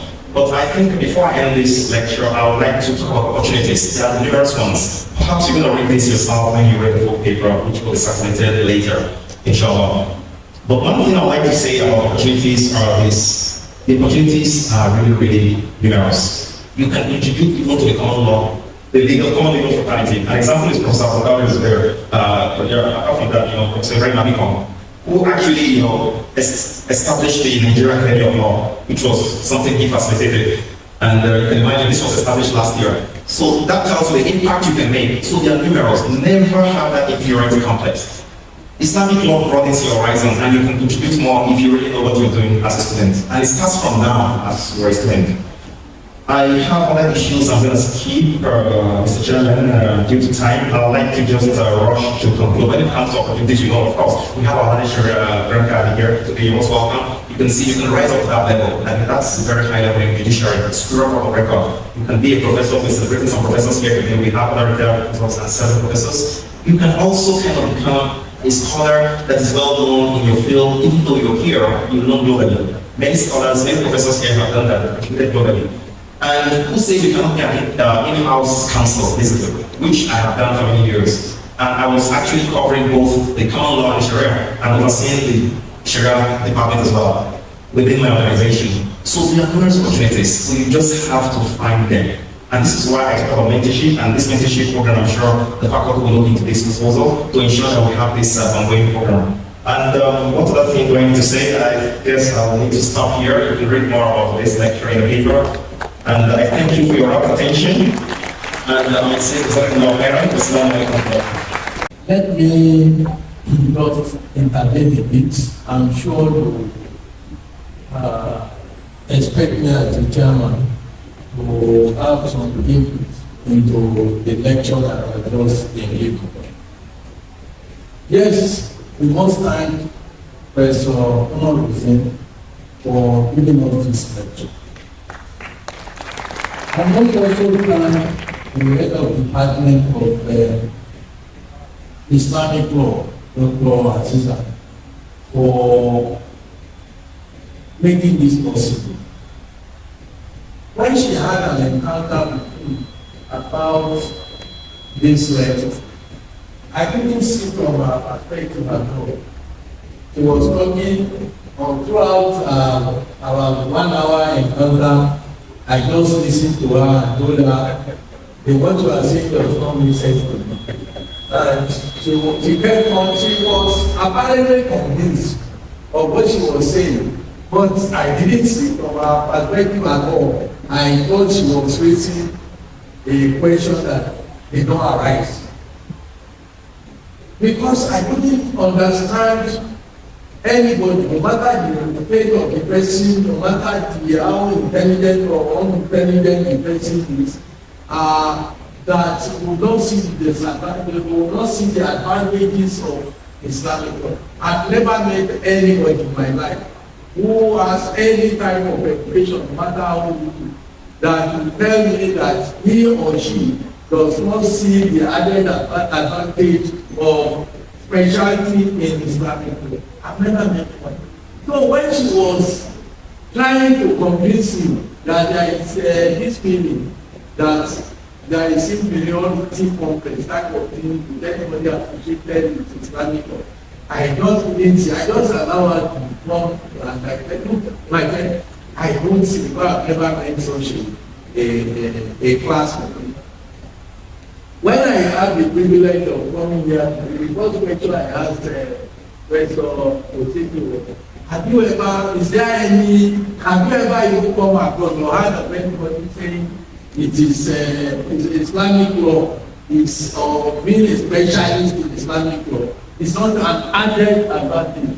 Is that how would somebody say it's not? But he has also taken of course because of generation that I can understand that, but that it's not new to him because he had had he said somewhere that it's not but she could give was not convinced. So I had come to say, let me even listen to what the lecturer will have to say that will convince somebody who has not either been convinced that Islamic law is an added advantage. In this very country, I know of some 30-40 years ago, when the bench, particularly at the Supreme Court and the Court of Appeal, were looking practically for people experts in Islamic law, because being an expert in Islamic law gave rise to some people who would not have been considered for the Court of Appeal. But because of their specialty in Islamic law, there had to be the course, of course, the law we operate recognizes the fact that there are 3 systems of law in Nigeria. There is no doubt about that. There will be in Nigeria the leg, the footing, the foundation of Islam of Nigeria is based on the fact that we recognize that there are 3 sources of law. That was the foundation, that was the agreement. It's not debatable. There are 3 sources of law that will determine what Nigeria is. There will be, and that's why you find the 3 entrenched in the Constitution of the Federal Republic of Nigeria. There will be common law. It's called common law, not because it's common, but because of our historical political evolution, that we are conquered one way or the other and made subservient to the authorities of the British rulers, and therefore, because that's their law, for whatever reason, wherever it comes from, which is good Christian background, we have to subscribe to it. Then we also know that Islamic law is another source of law for us in Nigeria. And you have what you call the customary law. Anybody, no system, nobody can say pick one or drop one and then there will be Nigeria. There will be no Nigeria. Because that was the agreement on the basis of our existence. It's not something peripheral. So when somebody has the opportunity of having 2 of the 3 legs, I think it's an advantage. So it's not a disadvantage for somebody to have the opportunity. We are not talking about people those of us who call what do you call those who are not planning the law? What do you do? No matter what you know, but we are talking about somebody who is licensed to license a common law lawyer, and in addition to that, he has the opportunity of knowing, having the knowledge of customary or Islamic law. How does that become a disadvantage to anybody with full senses? That is an added advantage, because it does not take anything from him being a common law lawyer. In addition, he has another address in case the first address fails. I therefore, having listened to Professor Hussein, I'm not convinced that I was right and that Sir was wrong. I was convinced that whoever is thinking like that is not thinking the way thinking ought to be. I also have the position that decorations, you see, people are distracted by shadow rather than by substance. As beautiful as this all is, all these decorations you have, they are not as important as the sculpture. Because without paint, without all these things and so on, we can stay here. But if there is a structural error or structural defect, I think a wise person will not be this up. So decorations are added advantages that you have to destructure, and many people are distracted by decorations. Decorations are what they are, mere decorations. It is the structure, it is the existence, it is what you have as the real issue. And I think Islamic law, common law, customary law, they are the real issues when we are talking about governance of Nigeria, because law is the first thing.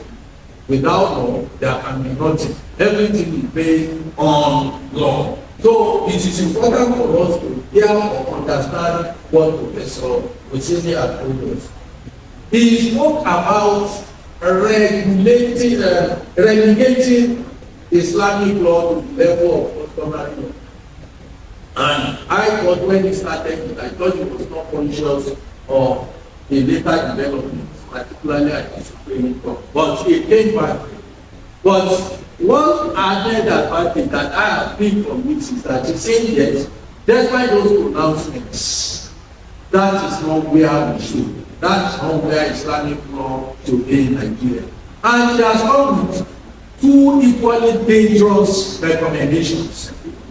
Because he started by proposing that you may not like what I say, but I have not seen anything that he has said that any white person will not like, unless somebody who don't like it.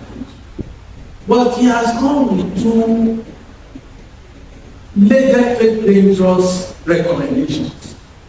One of his recommendations is to have a panel, what you call 3-man panel of exclusive Islamic law at the Supreme Court. I have a problem with that, because it depends on whether the issue to be discussed is a constitutional matter or not. That will be what will determine the composition of the panel, the number of the panel.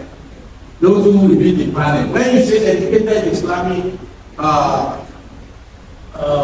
panel, what that will be, before it runs into a problem, I think will be what will be the basis of the choice of 3 or 5 or 7, which is that is not anything but what the matter to be discussed. In Islamic law, issues can now come that people will frame, lawyers will now frame them in such a way that constitutional matters will be involved. And once the issue of interpretation of constitution is involved, then whether it is 3 or 5, it is definitely beyond the issue of Islamic panel.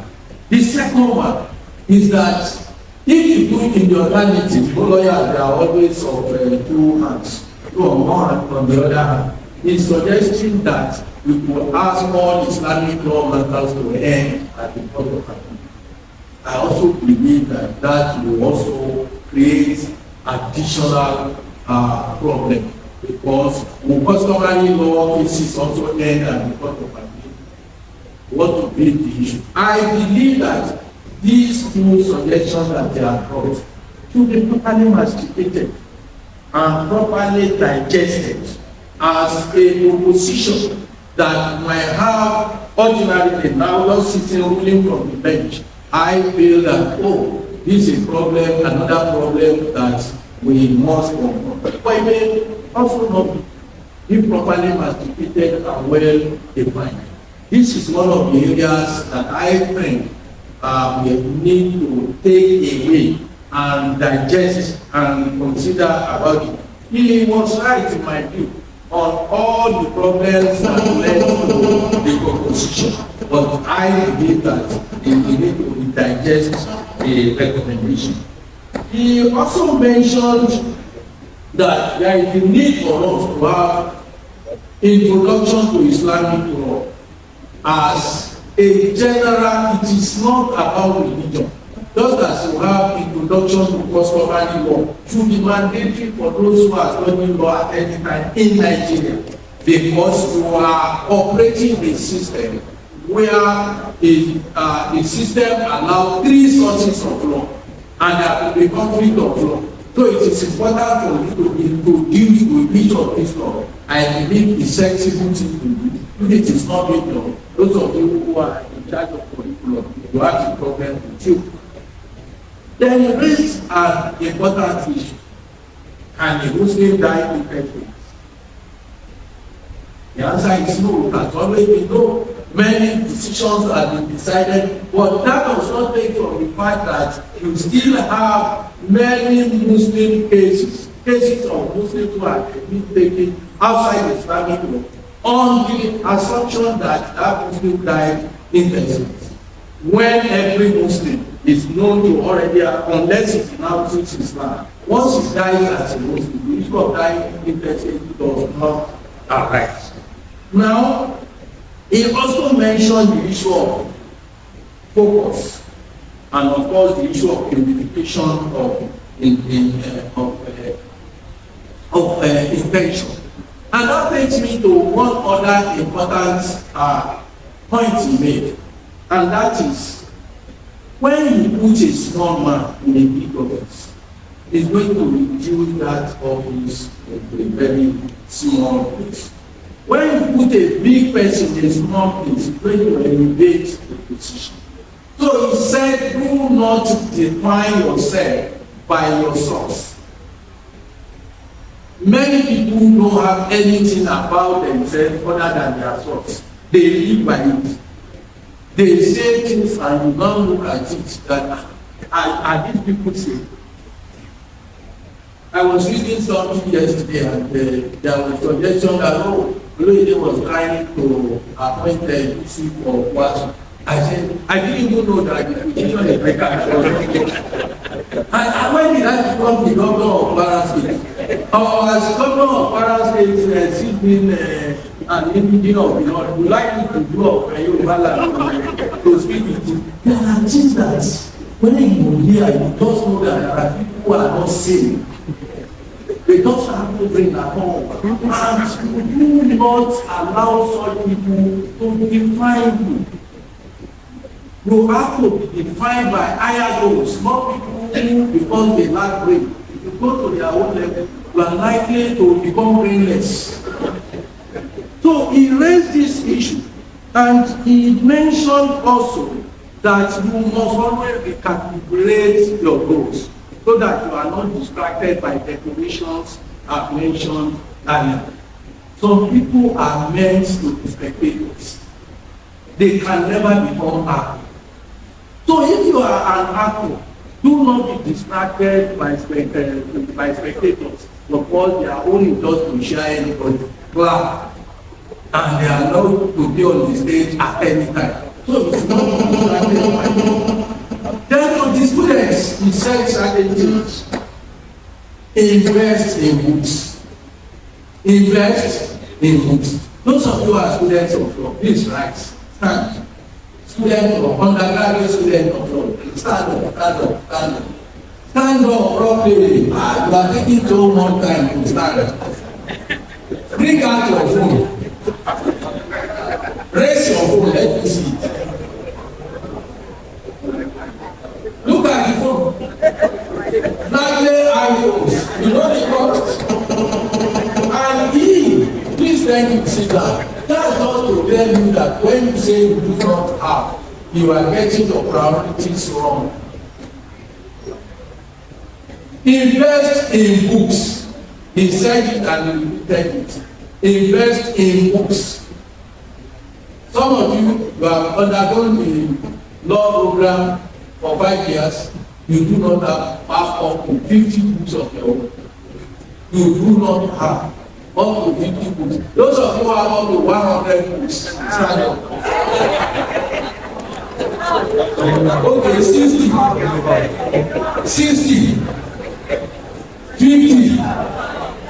50, clap for yourself. Clap for yourself. So if you do not, thank you very much, if you do not, you are defining yourself. You are making your tomorrow.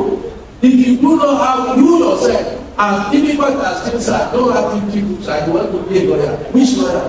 You are failing right from studentship. So he called your attention to the fact that when you talk about Islamic law, Arabic is mandatory. Arabic is mandatory.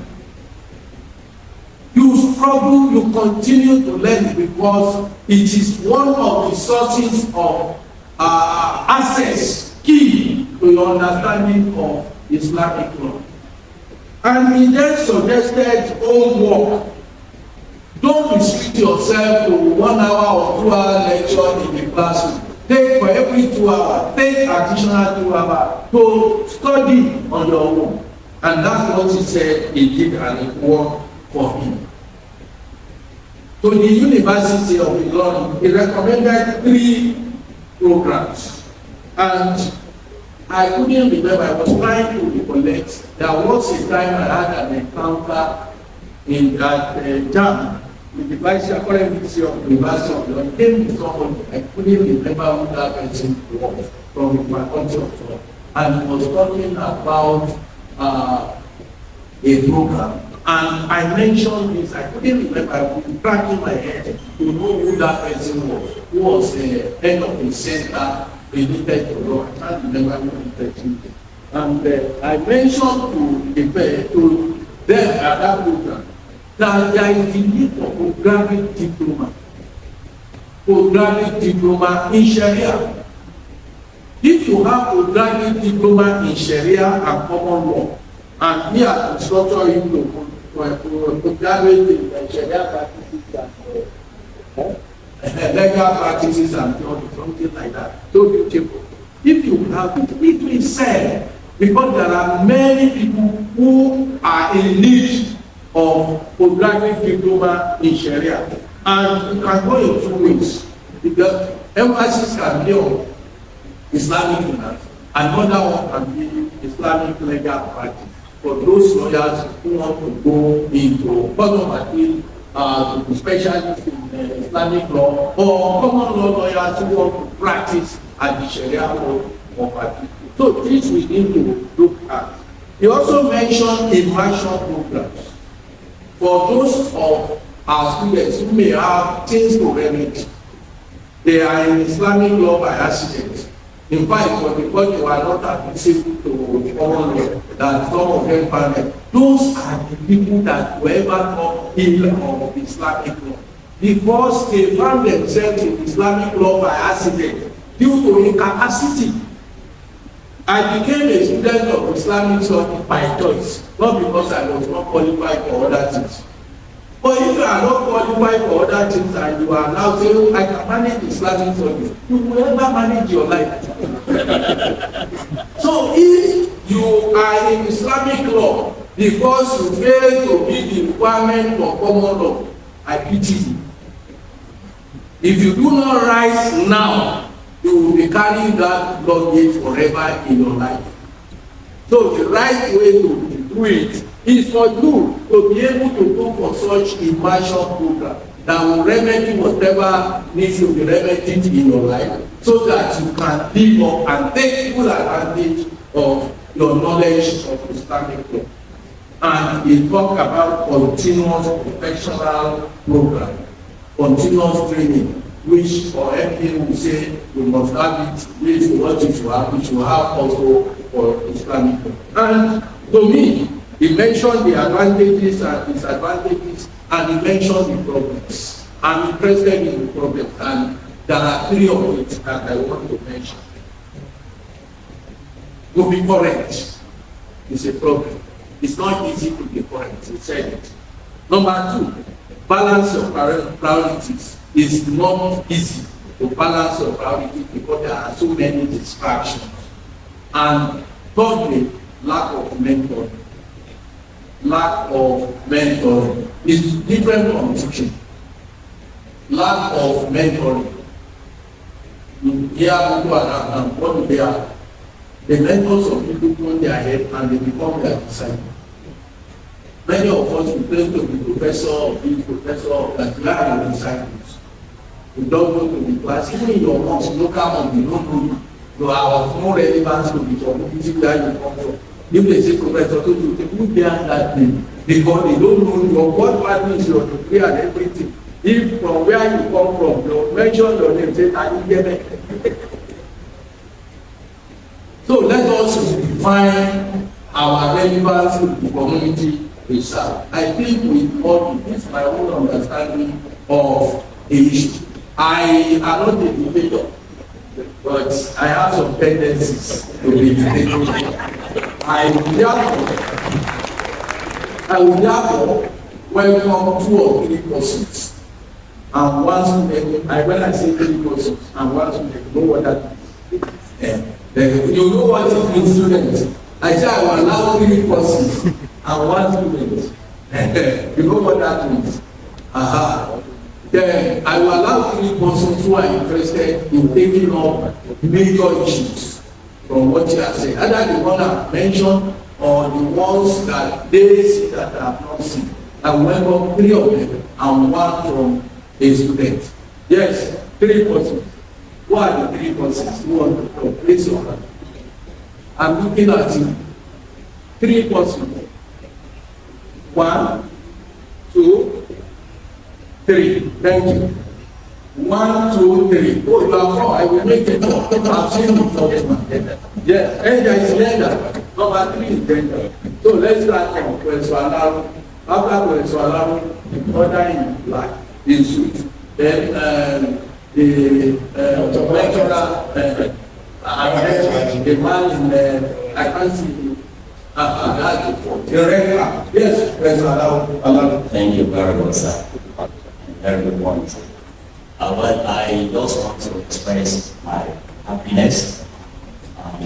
Coming up, Professor Umar Hussein, talk to students from the Faculty of Law is a huge source of encouragement. And I want all of them to see that in that light. And that's what prompted me, sir, in wanting to sharing another personal experience, so that they will know that the sky may not even be the limit if they do well in their studies as students of Islam. Precisely just about 1 year ago, my phone goes rang. And people who know me, I don't normally take every call. But as Allah will happen, I picked that up. And who was talking? One of the most respected lawyers that we have in Nigeria today, Mr. Femi Falana, SSA. Said, Mr. Professor Abdulrafi, I said this is Femi Falana, student. From where? He said, don't worry, somebody will call you from the US. There is a case in the court in the United States of America, and they are in need of a Sharia expert. He didn't know me from there. And I must also confess here that I got paid handsomely in dollars. So I just like to share this experience with you. And thank you so much also. So you are a shining example. Thank you. Thank you. Yes. Thank you very much, Mr. Chairman, for the opportunity. And I would like to thank the guest speaker, my very good brother, who was very supportive when we were in Malaysia. I want to thank you for that. And when I was actually going to Islamic community, I was one of those who said, where are you going to? But Alhamdulillah has come out to be very, more evident in his approach issues. I want to thank him for his very thought-provoking lecture. And one area in which he actually made a very significant comment, which in my view I think is very important, is the termination of Islamic combatant and government. Because I'm sure he made this point because the level at which Supreme Court is overburdened by a number of cases before the court. At the moment, Supreme Court is only giving the case, adjourning the case to 2028, 2029. And one will not want a situation where Islamic combatants, which at the moment is usually on Islamic personal law, to also get to that particular stage. Being adjourned to 2030, for any matter to be properly decided. But I believe that since at the moment there are Sharia experts at the Court of Appeal, and if that matter actually terminates at the Court of Appeal, I think it will be fine. And I remember during the last constitutional review, I also submitted a memorandum to see that some of these matters that get to Supreme Court get terminated. Tenancy matters, for instance, should not get to Supreme Court. Thank you very much. Thank you.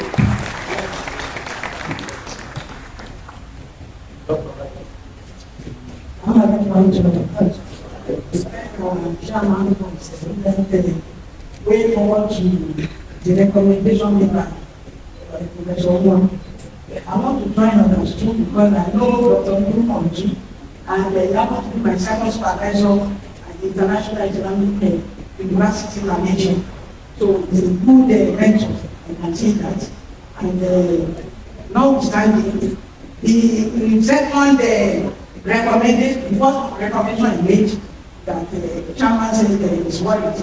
I now I got more education by saying that we should look at the way we package our waste so that the representation of Islamic scholars and we can have that and the Supreme Court.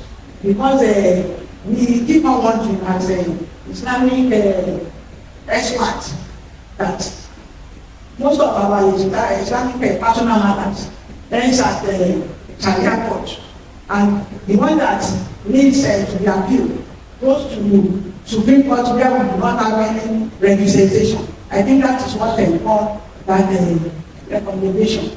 Then there will be on his appointment. I think I have much knowledge about it. So it's a big lesson to our students that once you are able to package yourself, you are not focused. Definitely, the start is just the beginning. Because as you see him saying that he's the CEO, it didn't start just like that. When his appointment was about to be made, they did not consult him. He did not even apply. He did not apply. So they have to consult our team, a person of a professor, what's the name? Then please, we are here in respect of Professor Omotosho. Can you please tell us about him? So he got that job through his work. So hard work pays, and I want to encourage our students to continue like he has doing as they have done and he has advised. So thank you very much. Lastly, before we come to one issue, well,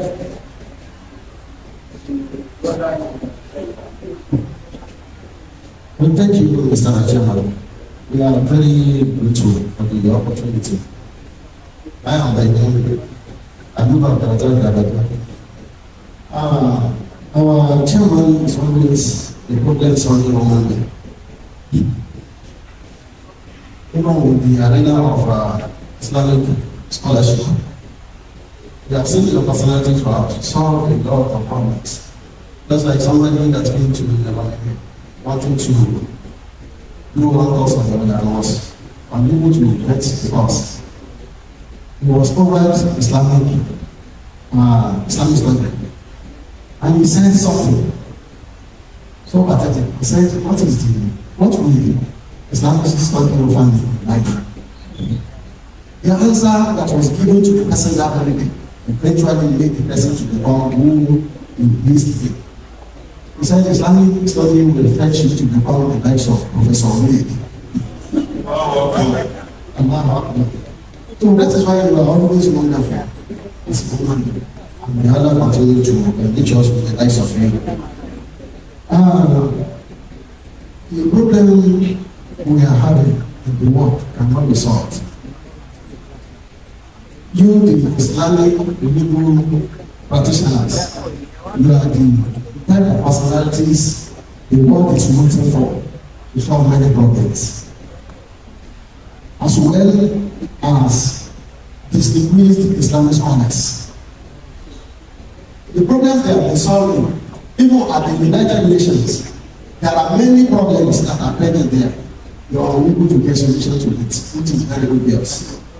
It is our efforts. If we fail to be who we are supposed to be and stand as we ought to stand, the world will continue to languish and to be eroded. So the world has been created by God, that is Allah, and it is we the solution. Allah has said it in many occasions. About Islamic law, discovery will continue to be till the eternity. The more you read, the more you know that something is hidden here. Allah never made any precious thing to be on the surface of the heart. It always be underneath. Anybody that will walk assiduously will get there. And that is why Quran is inexhaustible. We will continue to utilize it. Today I have discovered something. Except you are not thinking human. Once you have a brain, you have solutions to the totality of human problem. My chairman, I want every individual of us to ask ourselves, if you cannot answer that question, it means that the essence of your heart is not achieved. You have not achieved it at all. And that is the question that has come from what the chairman has said. He said, you are unknown at your own arena. The question you should ask yourself is that with the numbers of our years in life, in practice, what is a significant thing you think people will remember you for? If you have not gotten late till date, well, let go and start. It is never late. I always ask myself that question. And just one singular thing I don't remember, that I will not mention. And I used to be happy that if it is this, alhamdulillah. Finally, is that I'm happy to see Professor Hussein here today. We have seen for maybe for decades back, and today, alhamdulillah, whoever wishes well for another will definitely be successful. Your father has done meritoriously to many people.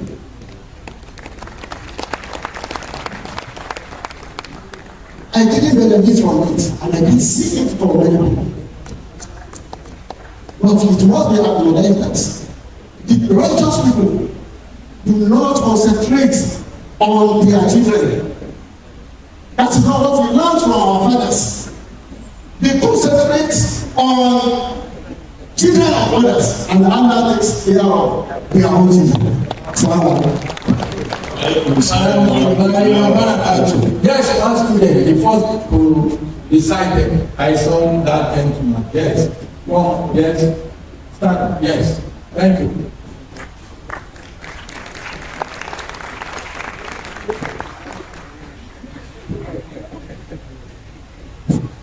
Sorry, I want to firstly appreciate the faculty for having this insightful program. This program has contributed a lot to us. I want to appreciate the guest speaker for something he said. Firstly, I would like to say that I have not seen any aspect of law as wide covering as Islamic law. Islamic law is always ready to approach any problem. I would also like to say that every student of common and Islamic law are more opportune than any other student of law in the universities across Nigeria. This reason being that we are exposed to having knowledge all around. So for this opportunity, I want to say thank you very much for the organizers and most especially the guest lecturer for this lecture. Thank you. What's your name? My name is Oyebanji Olakoye, my call Olakoye. Yes, sir. You are a Muslim. No, I'm not a Muslim, sir. Okay, thank you very much. No, you are a student of Islamic law. You see, I didn't know who he was. I just wanted to be the first, and that's a lesson for you. You see that when you talk about Islamic law, the only thing you need is brain. You don't need to play Muslim to know that this is the right thing to do. Once you have brain, you will know the right thing to do. So,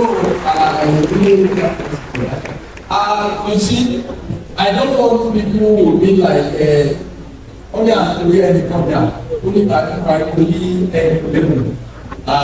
is what currently because of someone.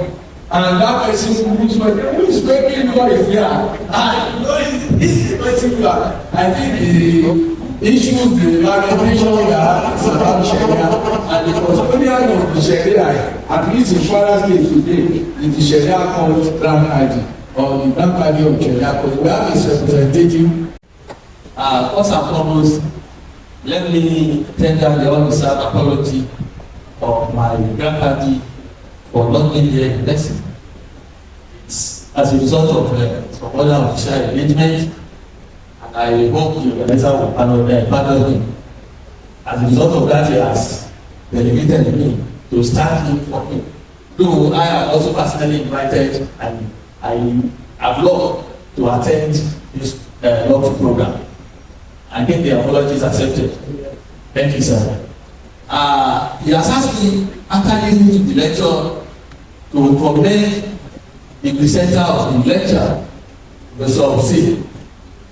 And from the part which I have the opportunity to listen to, I can say without any equivocation that the lecture has been of international repute as being the topic. I commend Professor C for that well-delivered lecture. Let me quickly, on this note, remark on the aspect of the comment of the chairman that his thinking when he was being posted about this program is that the question being raised by the topic is one that does not even arrive. And as a result of that, after listening to the lecture of Professor Hossein, he actually found, in fact, that he is right. The HOD, my sister, Asisa, Dr. Asisa, is wrong. But I want to stay with Dr. Asisa here now. That the lecture actually has brought out before that we have some concern among people who do not see Islamic law in the proper perspective. And as a result of that, it is now being relegated to the background. Some people feel once you read Islamic law that you are lesser than those who read common law. And I'm coming to that when I come to address the issue of Sharia, where I have. It is the belief that once you read common law or you read Islamic law, then you cannot compete differently with others, or you don't have any prospect like the others. Whereas in reality, that has not been the case. You have the likes of Professor Alaro, you have the likes of Dr. Hussein, you have the likes of Dr. Amaloye, you have other people. We have the likes of our father, Professor Abdulrafi. I can say that the areas where Professor Eyowa has contributed on Sharia has been tremendous. So in that way, some people who have that misgiving, this topic is being couched for them to see that they are wrong. And most importantly, Mr. Chairman, sir, the topic is meant to open the eyes of the students, to let them know that there is prospect enormously in studying Islamic law. And it has done that. You can see the attestation from one of the students who also is happen not to be a Muslim as well. So coming to the Sharia, the application of Sharia is encumbered by so many factors in Nigeria, and that has accounted for the way and has looked into Sharia. There are so many provisions in our law that are in support of the application of Sharia, but in reality, they are not being applied.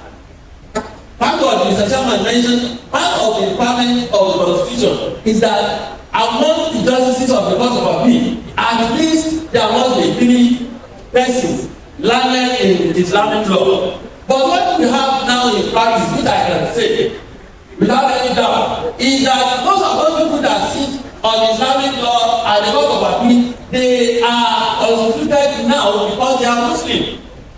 Not that they have the knowledge of the Sharia, but not they are Muslim. The bureaucracy, the executives in their appointment have stopped appointing people who have the required qualifications. They have been using this federal character and some other parameters to skim out those people that will have that qualification. So we don't have sufficient number of them any longer. The days when you have the likes of Justice Okola, you have Umar Abdulrafi, you have Olebola, all of these people have retired. The last of them, the last among them is our brother, our Justice Deborah here. It was retired. We still now we don't have sufficient number of them here, and that's why we cannot conveniently have a panel of them. There are many appeals from our courts, Sharia of the Kwara State now that are languishing the cabinet of the Court of Appeal because the president of the Court of Appeal has not granted those that are learned in Sharia to come to the whole division. Thank God the learned seat is here. The effort of the learned seat when this issue of the job that came up the Kwara State led to the constitution of the full panel of the Court of Appeal Ilorin to hear. I'm telling you this now. It's a background document behind the scene. Then led to the constitution of the full panel of Sharia Court of Appeal justices to hear that issue of the job. And eventually, when the matter went up to the Supreme Court, you discover that among those who decided this matter on Islamic law, we have majority of them as Christians. Because, like the chairman rightly observed, element of constitutionality will be put into it by the lawyers. And I want to say this, most of this problem Sharia Islamic is attributable to our lawyers who are very in the matter. Lawyers do not want to hear that. It's attributable to the lawyers. It is the lawyers that will advise the argument. Not they are Muslim, but they don't know anything about Islamic law. They will be interpreting Islamic law when they are arguing the matter. So I want to say, even at the Supreme Court now, I have not seen any person that has the qualification. I'm not saying there are no Muslim justices here. Sometimes people have the semblance of the Sharia qualification. They are very few here. And when matters like that go up, then they are the ones to decide. And that's why I am going behind the lecturer that I think at some point that the need to have a stop to proceeding on Islamic law when where you have personnel that will be able to handle it. But another political angle to it is what the Mr. Chairman has rightly observed. If you have agreed that Islamic matters should stop at the Court of Appeal, and we are operating a tripartite legal system in Nigeria, when other systems proceed up, then there is no tendency to look down on Sharia law, on Sharia that is observant to all of that. That's why it shall not go up. So these are issues that have to be critically examined, and we will not take a firm decision on that. That's my comment on that. I think and people do it, most of them know you can see that the Lakaji, though it's not here physically, it's here. Because if they have been here, what we are expecting to do what our learned Kaji has done. I believe that before we move to the next stage, let me welcome Professor Yusuf Olan. No comment and wherever I come from, what is important is the state. I don't want to defend the state or this program. So we'll talk about that. So before we move to the next stage, thank you, Mr. MC. I think Mula and the Department of common and Islamic and common law should go and look at the issues arising from this section. Mullah, and because there are orders that the Mullah will have to take, I see the tendency for us to say, okay, Mullah, arising from this lecture, make it a paper, a well-informed paper, based on the constitution of Nigeria. So the President of the Federal Republic and to the Chief Justice of Nigeria, that these are problems that you are creating. It is not about religion, it's about law. And if somebody is not qualified for it, yes, you are not asking people not to nominate those who are funny. But we can now say, therefore, there is a need to respect the constitution of Nigeria and ensure that competent persons, based on what they know, able to appoint teachers of Arabic and Islamic studies, it's not compulsory at the moment. At least one of those who taught us, who trained us, is still alive to take that sort of thing. It's a Christian thing to do, but it's still our professor, it's still our father, it's still everything for us. And all of us that when father is students, we will still say everywhere that he's a man of integrity, a man of honor, despite the fact that it's not the mistake. He is our teacher, and for whom we have a lot of respect.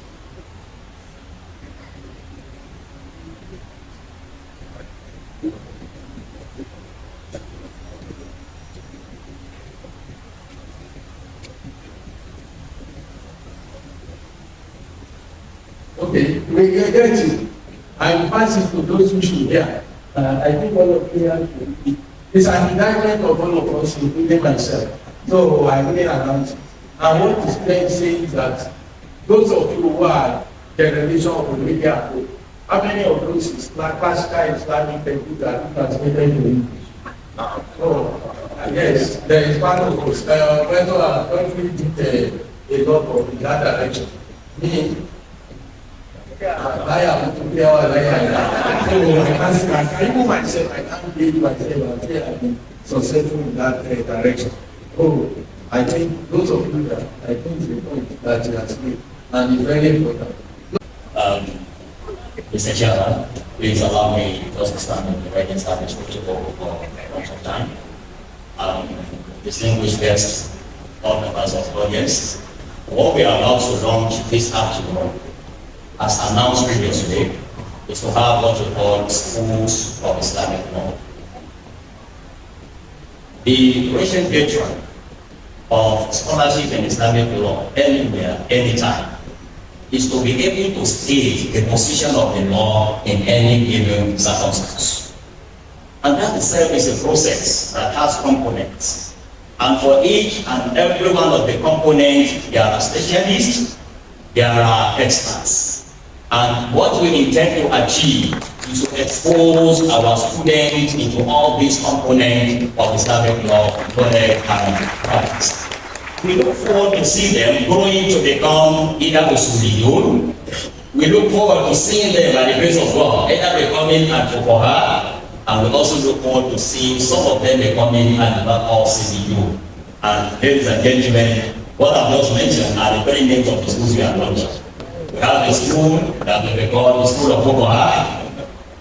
The School of Fuqaha simply means the School of Jurisconsults. You know, in Islamic law, like I said, it's a process, and they are all, the components are interconnected. A faqih, that is a singular form of fuqaha, is ultimately who gives the position. But before he does that, he needs usul al-fiqh. The usul is the one that produces the tools, the instrument for a faqih to use. And lately, the third and final phase, which I believe we are the basis at SAR in all faculties in Nigeria. I don't know of any other faculty that is having a school for courses. Because it's the latest development that when a faqih interprets the law using the principles supplied by the usuli, there is a danger inherent in misinterpreting the law, even when using the right principles. And that is why my cousin is there to tell you to now assess your interpretation, your judgment, whether it is in line with the fundamentals of objectives of Sharia or not. If it fails to align with the fundamental objectives, no matter how beautifully you have housed such a decision, it will be null and void from the Sharia perspective. So we are trying to develop our students into becoming experts in all these three fields. And at this point, I will graciously invite my dean, Professor, my sister, my dean, Professor Ne'matullah Modube Abdulrafi.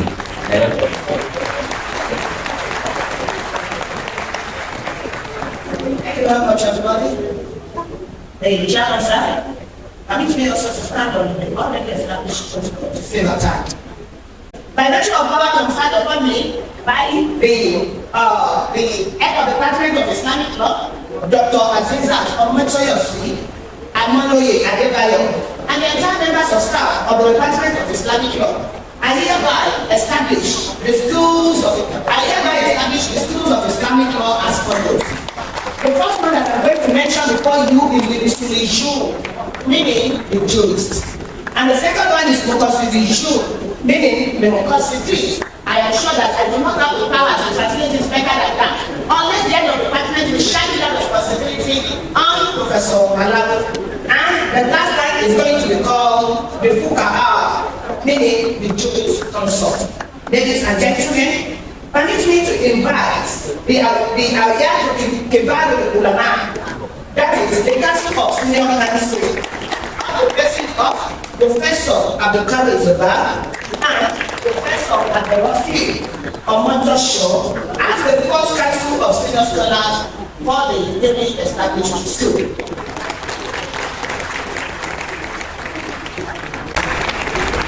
May I invite the chairman of this occasion, Professor Abdulrafi, please come out and decorate and give me Council of Senior Scholars.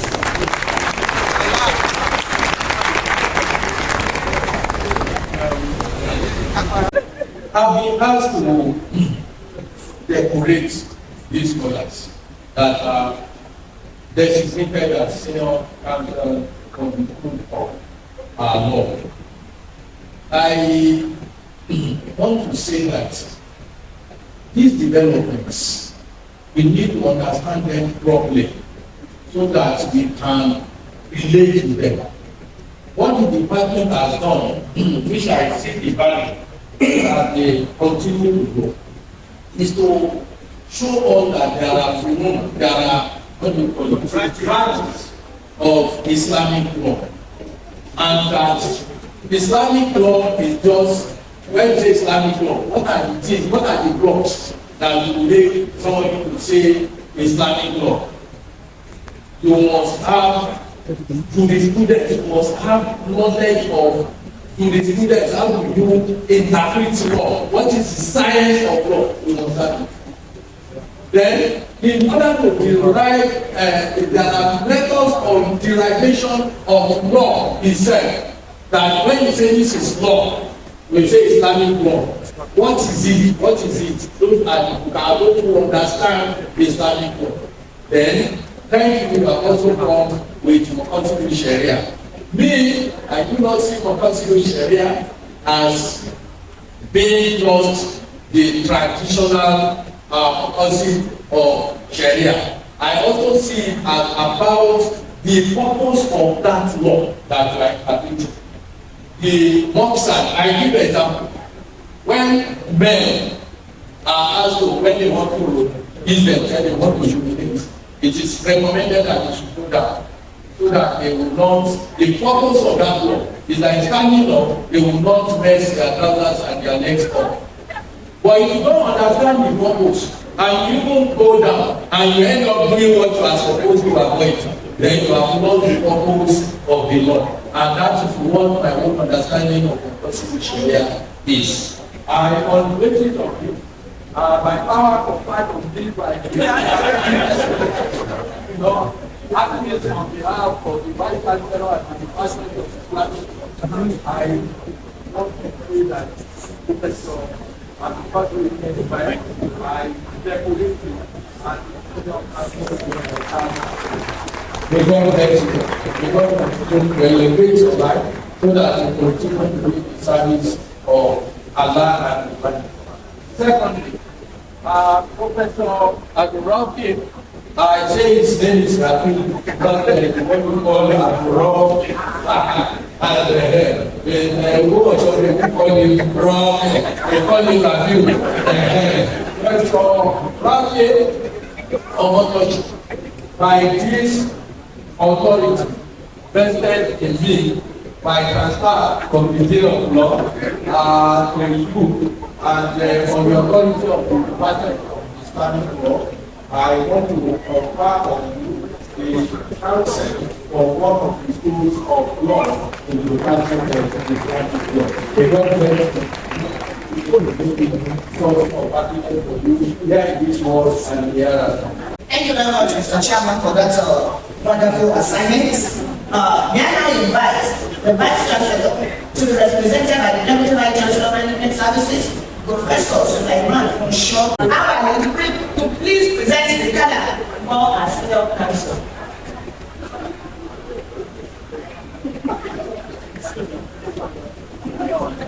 On behalf of the university and the Department of Islamic Law, I hereby present this alarm to our distinguished Professor Simon Subai, the comment here, be the one who use this alarm to write something that will be beneficial to the many. On behalf of the Vice Chancellor and the entire university, it's my pleasure to present you this alarm for the benefit of Islam and humanity. Congratulations.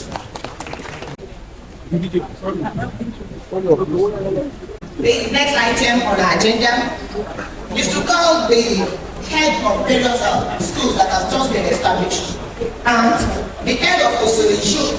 I have the singular honor of inviting Owoade Obada ahead as the head of the solution. Please come forward.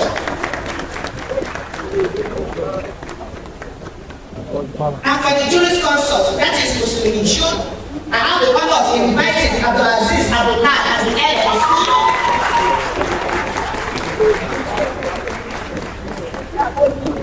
Abdulrafi and for the Fukaha, which is the juris consult, we have Rufai Abdulrafi.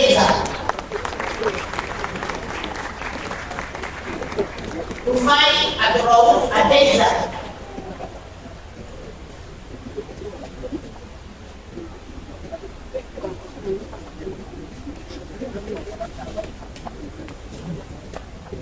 These students, leaders are to be decorated by the powerful of God. Ladies and gentlemen, on behalf of the Vice Chancellor and the entire management of this great university, I have the singular honor and privilege of decorating these wonderful students before the next morning.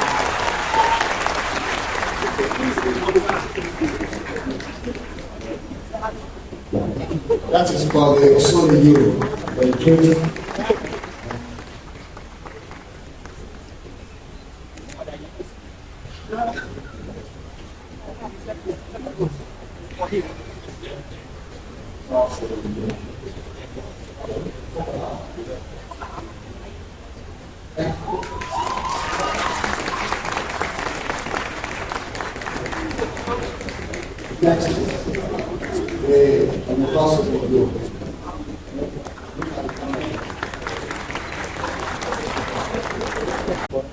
May I invite the representative of the Learning SA all the way from Abuja, Alhaji Abdulrafi, to please present the color to our leaders.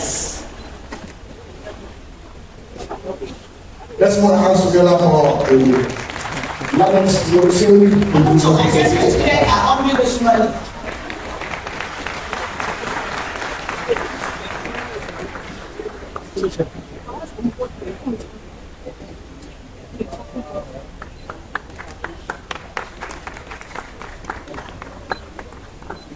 That is the symbolic pen with which we were writing their hours.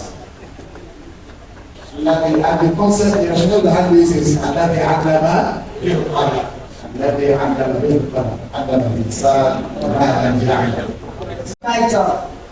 Professor Omotosho to come out for the distinguished alumnus honor. And to decorate him as such, I have the honor of inviting the learned senior advocates, the professor of practice, Professor Yusuf, to give the official words.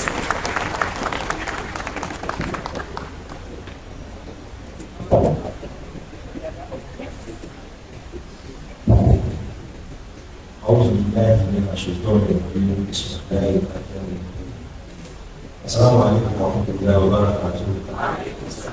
ورحمة الله وبركاته. I tell you how happy I am to follow about this function. We don't understand quite easy. Aziza,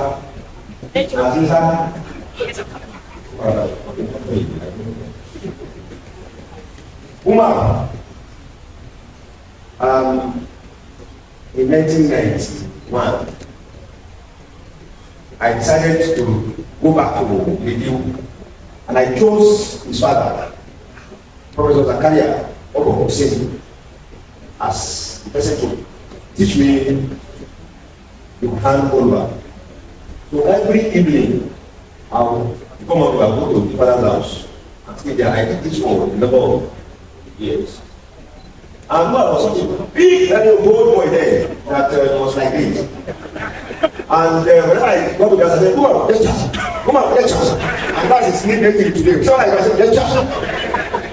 It was such a beautiful thing that Allah endowed in this way. Some other people also see us like that way. No, this one, well, they also see other people like that. So I congratulate you. I thank Allah for your life. You have led the life of impact of Islam. And that's also that life. So it's great honor for me to adorn you with this. It's very significant. Let it go and become a big thing for Islam and for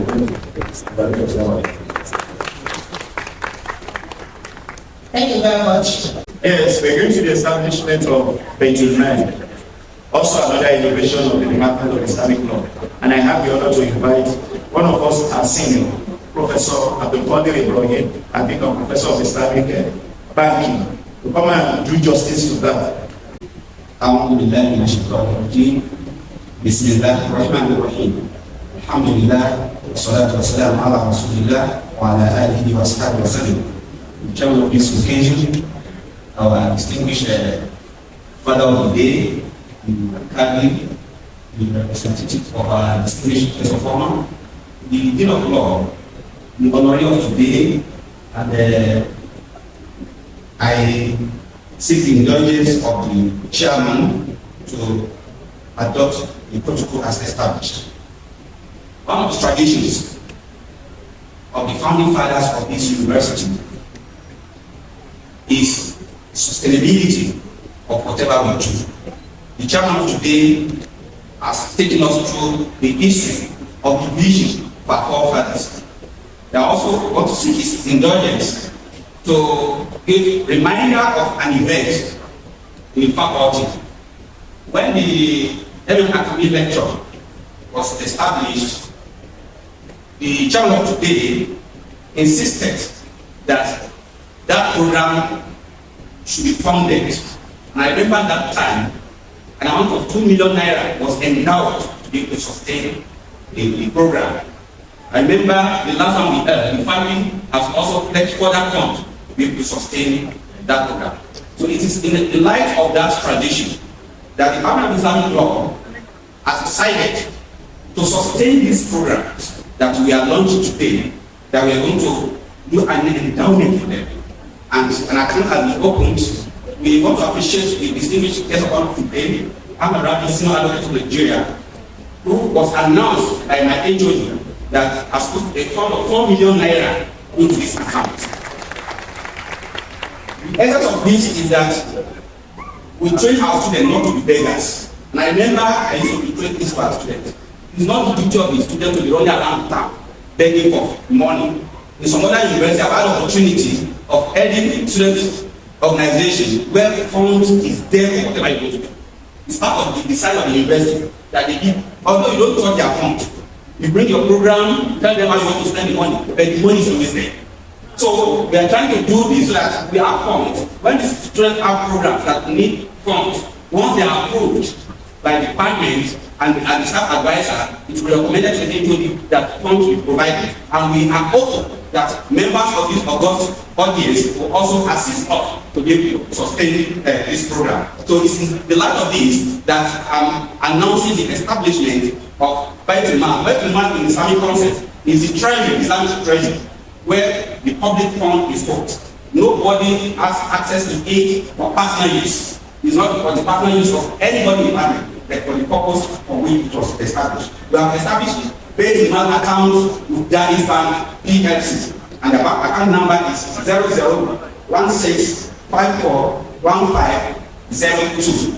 We want to appreciate the distinguished guests of honor again for giving us seed funds for this Baitul Mal account. I want to implore the audience and members of the public to support this lofty idea so that our students will be learning with honor without begging around for funds to execute their program. Thank you very much. Surah Al-Rum, Quran chapter 30 verse 54, talks about you grow from weakness and thereafter to strength and thereafter back to weakness. Allahu alladhi khalaqakum min dha'fin thumma ja'ala min ba'di dha'fin quwwatan thumma ja'ala min ba'di quwwatin dha'fan wa shayban yakhluqu ma yasha wa huwa al-'aliyyul qadir. That is what is happening to our today. God will continue to do it even if it's happening. Thank you, صلى الله على سيد المرسلين ورحمة الله وعلى آله وأصحابه ومن تبعهم بإحسان.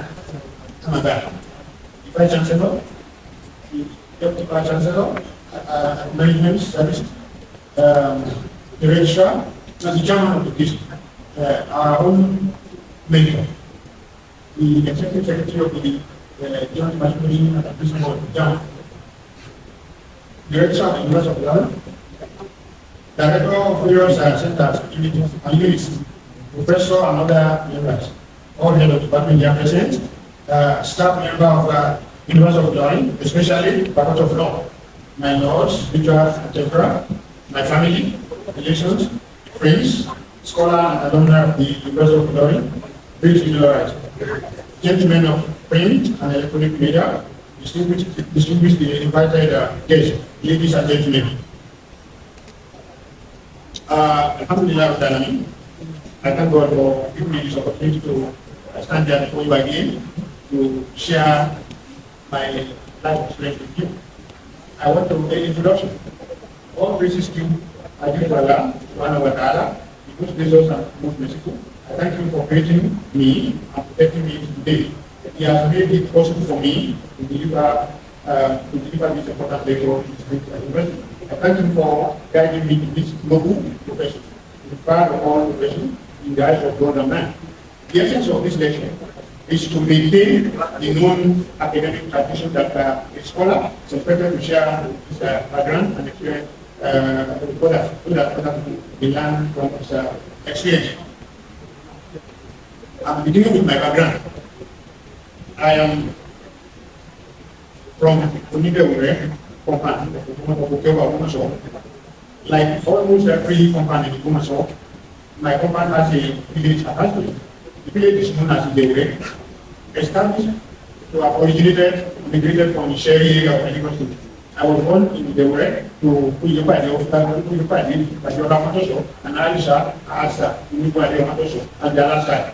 My brother died when I was between 3 and 4 years old. I was with my mother who enrolled me to the primary school where I was there at the college in progress. My cousin, who was old enough to be my brother, interrupted my progress by putting me to a village known as after a year, where I was indeed performing. Even though he promised to help me continue with my education, that promise was not kept. Each time I remind him of my school, he would simply say, at internet. Later on, I realized that his intention to take me from my mother was for me to help him in his farm, as he did not have any website to assist him in that direction.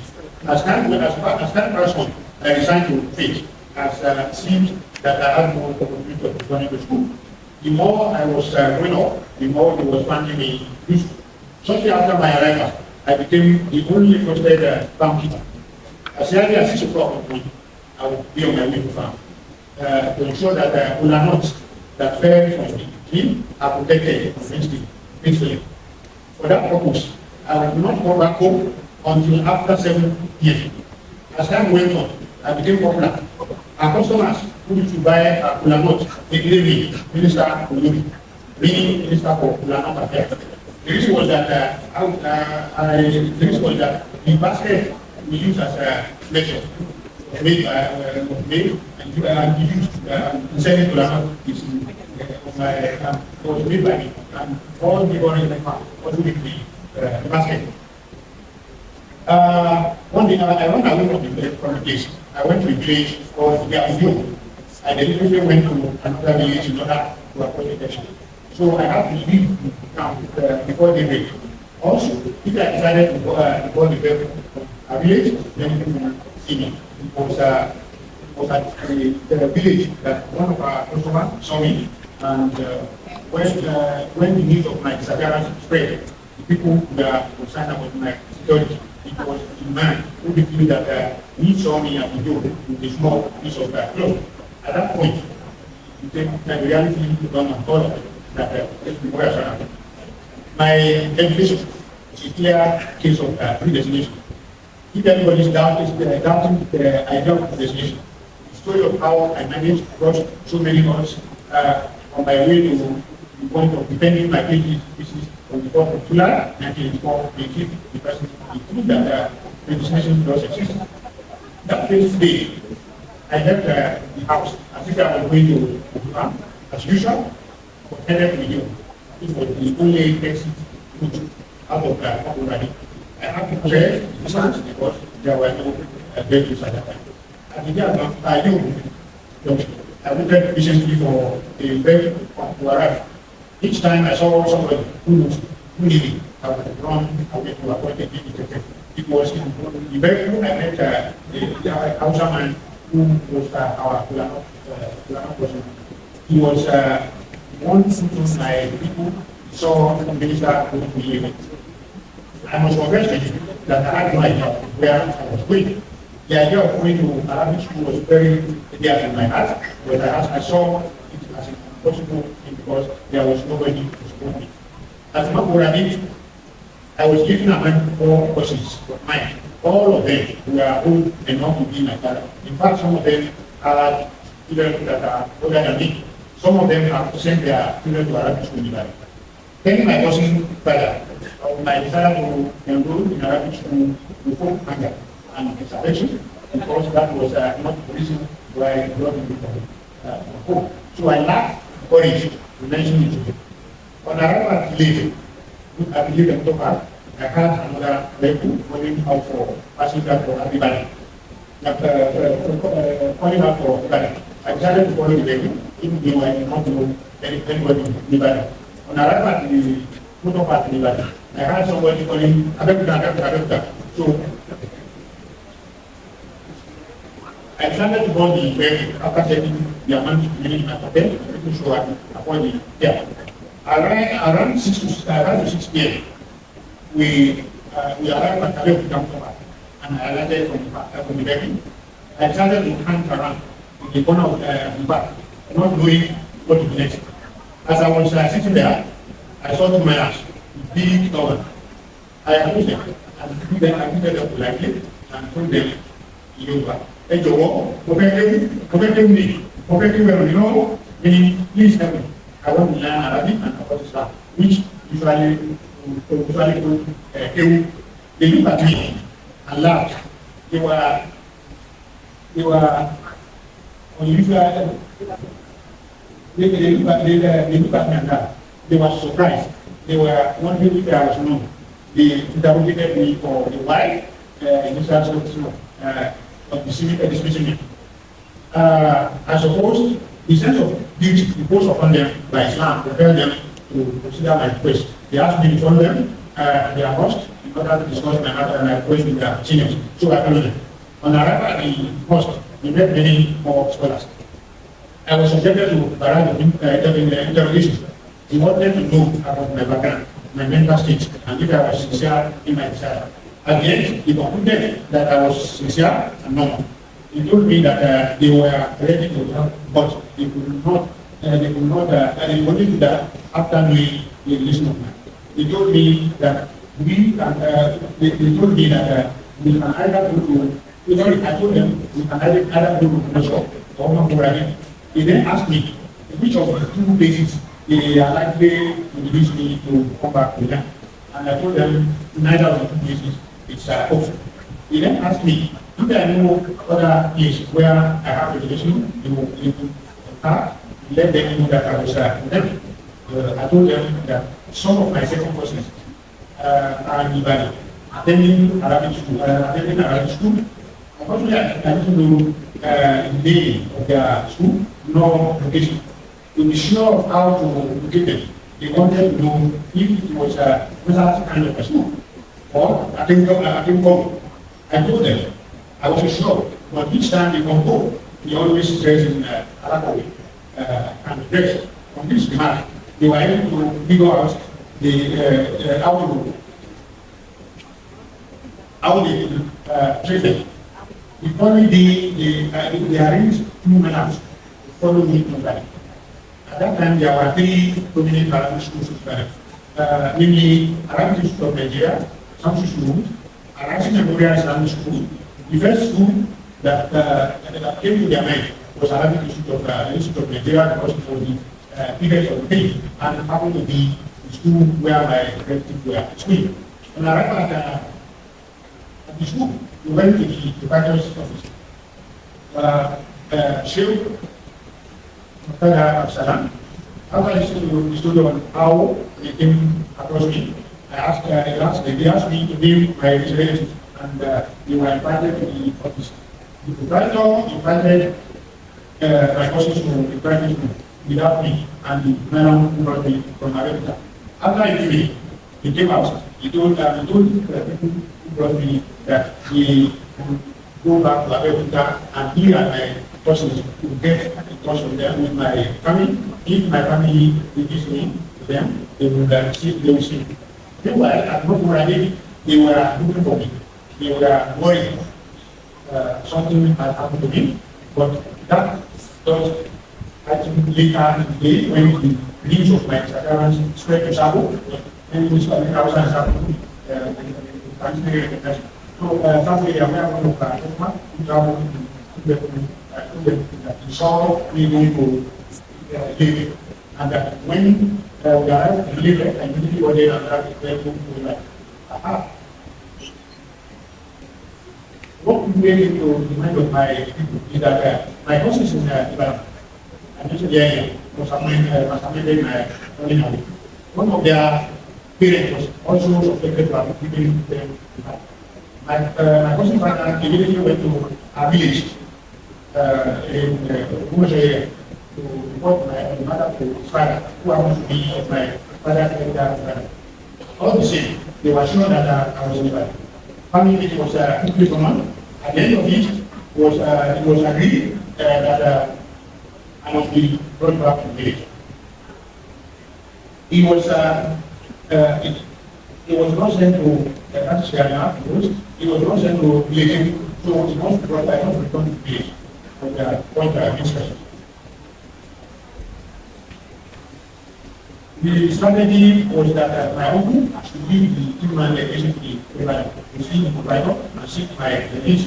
When I arrived in Ibadan, they met the provider and the provider of the school, and he explained to them how I came to pick and encouraged them to support my ambition. And they agreed, but they insisted that I follow them for anything, that was instruction given to them from the village. At that point, the provider released me to them. I think the provider read on their own language that they were not very keen about supporting me. He told me in private that if they did not support me, I would find my way back to my he was ready to support me, and that was exactly what happened. When I arrived at the village, the family was then the other member of the family were present, and everybody was asking me why I don't know. They were calling me also for me, quickly. Let me laugh. And then you can say, at the end of the meeting, he told me that I was not going anywhere, that I would stay here with that. Already my boss's father has abandoned me to his father.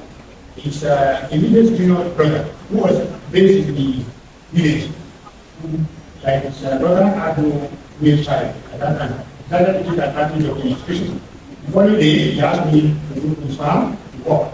I had no choice but to do what he directed me to do. I used that day to plan my next manufacture. Before the next month, I decided to go to Ibadan. I pleaded with my mother to give me whatever she could find she could afford, which she can't organize. I was looking at amount of money. It was a token amount of money, but God has not always assist me on how to manage whatever I have. Certainly, it was not enough to take me to Ibadan. So I decided to trek to the village near I work. From there, I saw a vehicle loaded with yam. I put them in there to help me to work. They did whatever decision for me. They did not take me time to get very good to Ibadan. Now, I recommend that.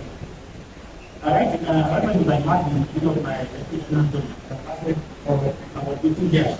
And then on 12th July 1984, I attended my 18th. This is I met him to fight the student who was excited to see me. I wanted to know what happened. And I realized my opinion that they were not ready to support me. The meeting is already not go anywhere. But I managed to run away. The battle kept his promise. He assured me that he would agree me to Islamic school free of charge, and take care of my other needs, like feeding and accommodation. The promise of school fee and free accommodation were fully kept, but that of feeding and other maintenance became a very serious challenge for me. The first test of it was that I had to stay in the proprietor's house. There were many other students in the house. At least we were not less than 15. They were enjoying free accommodation, but fund came from their parent or whoever was responsible for their need. I was the only one with peculiar conditions. Initially, the proprietor would give me money to buy food, but it was not regular. And that would leave me without food for a long time. After some time, a few months later, somebody who was very close to the proprietor came and requested that he would like the proprietor to release to him so that he could take care of my needs, and the request was approved. I spent about a year with him and kept his promise to feed me, but the cost was so much as I simply became a houseboy. I went through a very pleasant situation. One day, the proprietor just told me that I should move back to his house because I should move back to his house, and that would inform the man I was staying with that they want me back in his house. Even though my condition in the proprietor's house before was not good either, I still feel relieved to go back. 2 or 3 days after returning to the proprietor's house, he informed me that he wanted to introduce me to builder so that I could work with him on Thursday and Friday. By this arrangement, I will now depend on myself for all my needs, except the school fees, which the proprietor has kindly promised to leave that to leave me up. That decision was a turning point in my struggle with the assignments I imposed upon myself. I was very happy with the arrangement. That's why the uncertainty that traveled. The fact that I need not to look up to anybody for my feet and clothing made me feel liberated. I started going to the construction, starting with a builder every Thursday and Friday, making the weekend in our sugar area. They used to give me 60, then encouraged me to feed duty. At the end of work on Friday, fortunately, we landed over to me. On my way home, I would buy 2 measures of garlic and 2 or 3 bars of yam. will be secured between the teaching. And the other teaching will take care of soup and other needs. The arrangement can only cover my feeding the weekend. If I need clothes or other things, I have to stop going to school for some days during the week. I do not need to buy any school material as a police. Mr. Usman Abdulsalam has decided that the two of us can be put together using this material. I continue working with the builder until it became difficult to work with because he was not getting regular contract. By then, I had become familiar with it, and that was it was not difficult for me to find another players who are ready to employ me, who are ready to employ me as believer. They found me strong enough to do their job. As time went on, working with the bricklayer is not work for me again. As many of them were not paying on time, claiming that the contractor or the property owner did not mobilize the money. There are many houses in Budija area, old Budija area, where I've worked for a long time, and which my one is to me, I have not been paid today. There are many houses when the situation was becoming difficult in the construction job. Somebody told me that if I could follow him to railway station, he would introduce me to someone there who might be a friend. So I told him I was introduced to one Mr. Sulu, and the young man who was like a landlord in the station. He was an old man. He accepted me and told me that my job is to help people who come to the station to collect their cargo, and those who come to buy dry meat, popularly known as Kubi. Sometimes we used Omalaki. Omalaki is it's not popular nowadays. Many people do not know what to see. It is something of 2 million. They put it to carry goods. So we use Omalaki to deliver to the market when there were big concerns.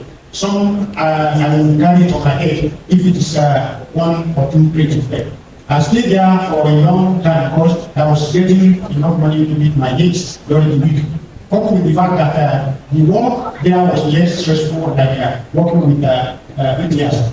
Then something happened, and it marked the end of Nathaniel at railway station. He wanted me to buy 2 crates of eggs, and requested me to help carry it to the bus stop. So I carried the 2 crates in my head on the way. I missed my step, and one of the crates fell, and the content was completely smashed. The woman didn't take it to carry with me. She was very sad, and insisted that I must follow her to her house. That is the only way she could explain to her husband who gave her money to buy eggs.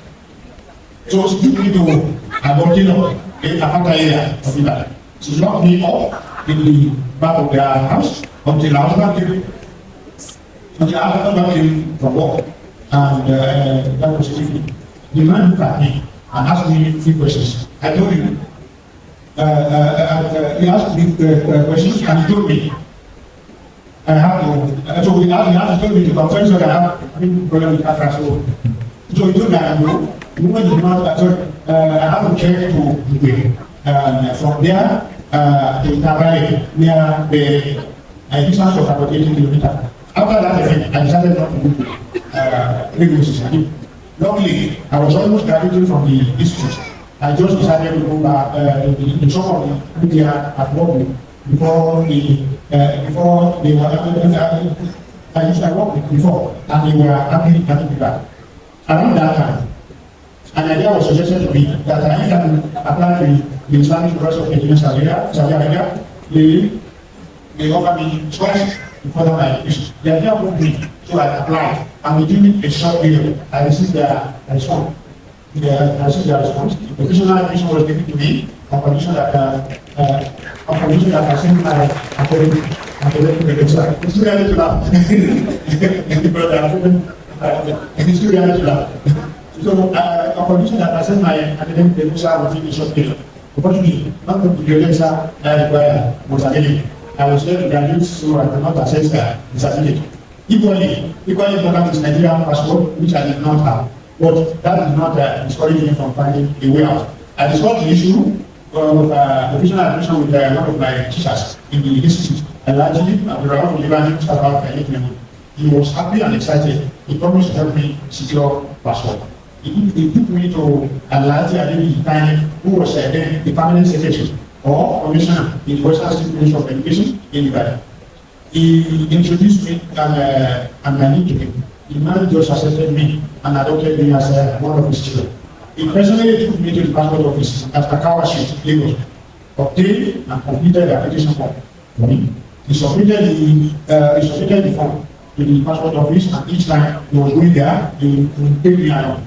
There was a problem in the form that demanded him to state our relationship. It was a surprise to me that such an old man of the great nation can describe me as his friend.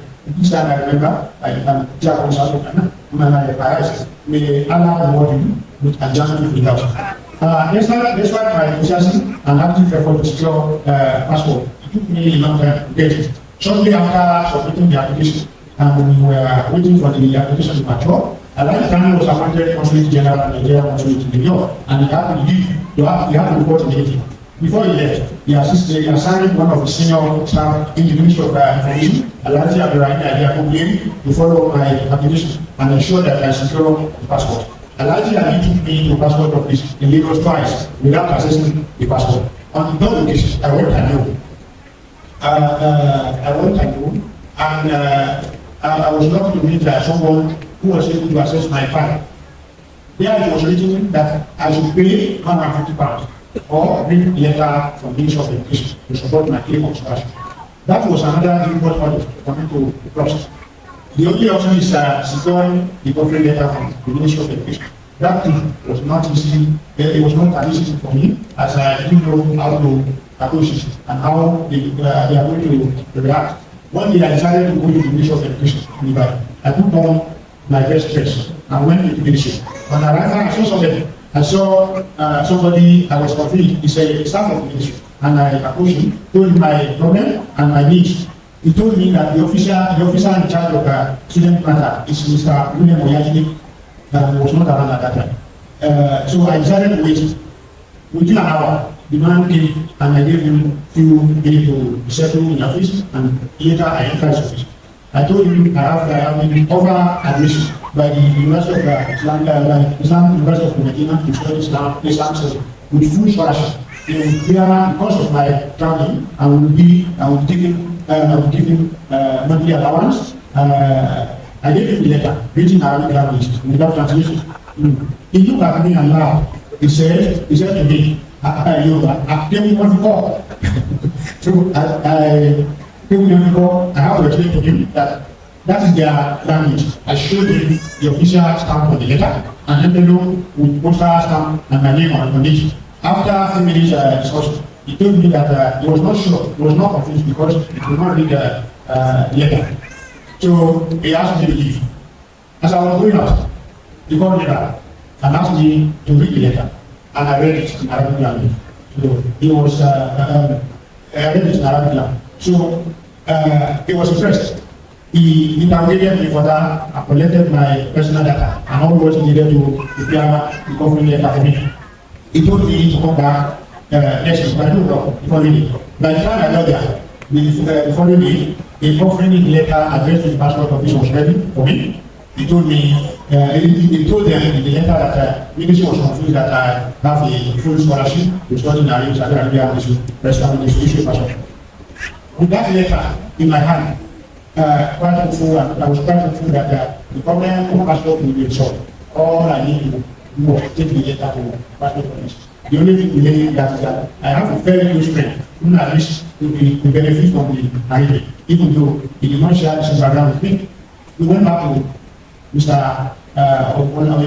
Oyapemi or Oyajide again and pleaded with him to kindly support him with similar letter, which he kindly obliged. My friend also completed the application for the passport. We took the two letters to the passport office the same day and secured our passport between 5 days. Meanwhile, a resolution of the passport problem did not clear my way to Saudi Arabia. While I was waiting, I was busy struggling to secure my passport. My professional admission scholarship was not as large. Islamic University wrote to me about 1 year after offering the admission scholarship as lacked because I was not able to supply the required document. Cancellation of admission, that's my hope of going to the university. But I decided to continue in my effort to secure passport without telling anybody who knows about my scholarship, and that I lost the opportunity. When the passport was ready, I was so happy and felt as if I have conquered the world. The joy forced me to break the news to the school management, even though I did not receive their encouragement when I was working for it, because my effort was in private arrangement outside the school frame. They were surprised that I was able to get it, particularly at the time when the government had agreed that people like us must deposit £150 as an insurance in case there is any reason for deportation. The positive effect of getting the school loan is that I was the only person to have passport. Others who have passport were not moved to the school. Each year, Islamic University gives 2 scholarships to the school, but sheer luck and analysis play out. In the first batch of scholarships offered in the school after securing passport, only one was given. Only one scholarship was given. Because I was the only one who to have passport, the school kindly gave me the scholarship, to give the scholarship to me. This act of kindness from the provider, the school allowed me to gather and have the turning point in my career or student life. Secondary, senior secondary school and university education. Within 2 months after all our certificates and necessary documents to Islamic University, ticket and entry visa forwarded to Saudi Arabia Embassy Lagos. Date of departure was already booked for me and another candidate from Alhaji Abdulrafi Brown. The other attended to Ghana to Fidel. And as far as I was at 3 years ago, the certificate given to us at the Arabic Institute is equivalent to what is called today as junior secondary certificate. It only qualifies us to enter senior secondary school owned by the university. The scholarship covers both secondary and university degree. While the secondary school education lasts 3 academic sessions, the degree takes 4 years. The scholarship opportunity I had to study in Saudi Arabia completely changed my lifelong effort to acquire education. In Nigeria, I was largely on my own. Apart from free opportunity given to me by the management of the institute, I had to struggle every other thing by myself. In Saudi Arabia, the university provided everything. Apart from tuition free accommodation, feeding for those who live in our campus, the university also paid for monthly allowance and not to meet basic needs of any student. There was free transport from town to campus and to the university. If one can keep to the schedule of the buses. Shortly after our arrival, the university introduced yearly home visits for the students to visit their country with return to care. This very conducive environment provided by the Islamic University made the period I studied at the Medina the best in every aspect.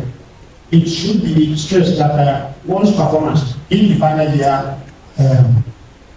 of the secondary school was what would determine course of study at the degree level. If you are good in a non-related subject, that would be the course for which you will be offered admission to study. Postgraduate study. Postgraduate education. In case of back to square one, I am one of those who have no strong background in English language. I was mindful of this. When I arrived in Saudi Arabia, I met some fellow Nigerians who had the same background, the same problem. They already enrolled with a corresponding college called Merit College. The college was in Oxford, UK. I also joined the college through the arrangement. I was able to improve on my communication in English language. Just like what happened in Nigeria at final year. I started thinking of what next after my graduation. While others are planning to return to Nigeria, my mind was telling me that going home without another certificate from English medium institution will not be enough. So I started nurturing the idea of going to another country, Europe, where I can talk my degree with a certificate in English. I consider many countries. In the end, I discovered that only 3 countries to meet my purpose: UK, Canada, and America. As I said in my inaugural lecture, I applied to 7 British universities. 4 of them offered me admissions internationally, from which I needed to take an informed choice. The University of London caught my attention because of its location. And when I was going to the British Embassy in Jeddah, for visa, I took all the official letters with me. The consular officer who attended to me insisted that I must indicate the university I wanted in my application form. So I chose the University of London. At first thought, at that point, the consular officer asked me about my financial strength. I told her that I'm a private candidate who is not on any scholarship. She took her time to educate me on the challenges I might face in each university. Given a constant, Edinburgh happened to be the most suitable for me, so I decided to choose the rest of Edinburgh. It was a hard decision for me, as I received so much support from my supervisor and the university management. I found the university one of the best institutions to learn and conduct research. It was one of the oldest universities in the UK. In all areas, medicine and particularly medicine. As at the time, it was more than 400 years old, and my department was more than 100 years old. Anybody who studied there would certainly benefit from that long experience. However, the only challenge I faced at Edinburgh was funding. In fact, my condition there can be described as going back to Ghana. The situation I was in by where if I take breakfast, I cannot say and where my lunch and dinner will come. When I was living in Saudi Arabia, I was able to save enough money to pay tuition fee for 1 year, plus enough money to meet my other needs. So I had little or no problem at the first year. I didn't serious problem at the challenge in the first year. But before the end of the first year, political power changed in Britain. Conservative party led by Margaret Thatcher defeated the Labour party led by James Callaghan. And one of the first steps taken immediately after association of the Prof was that all international students must pay full cost of their education in UK. That decision nearly terminated my study.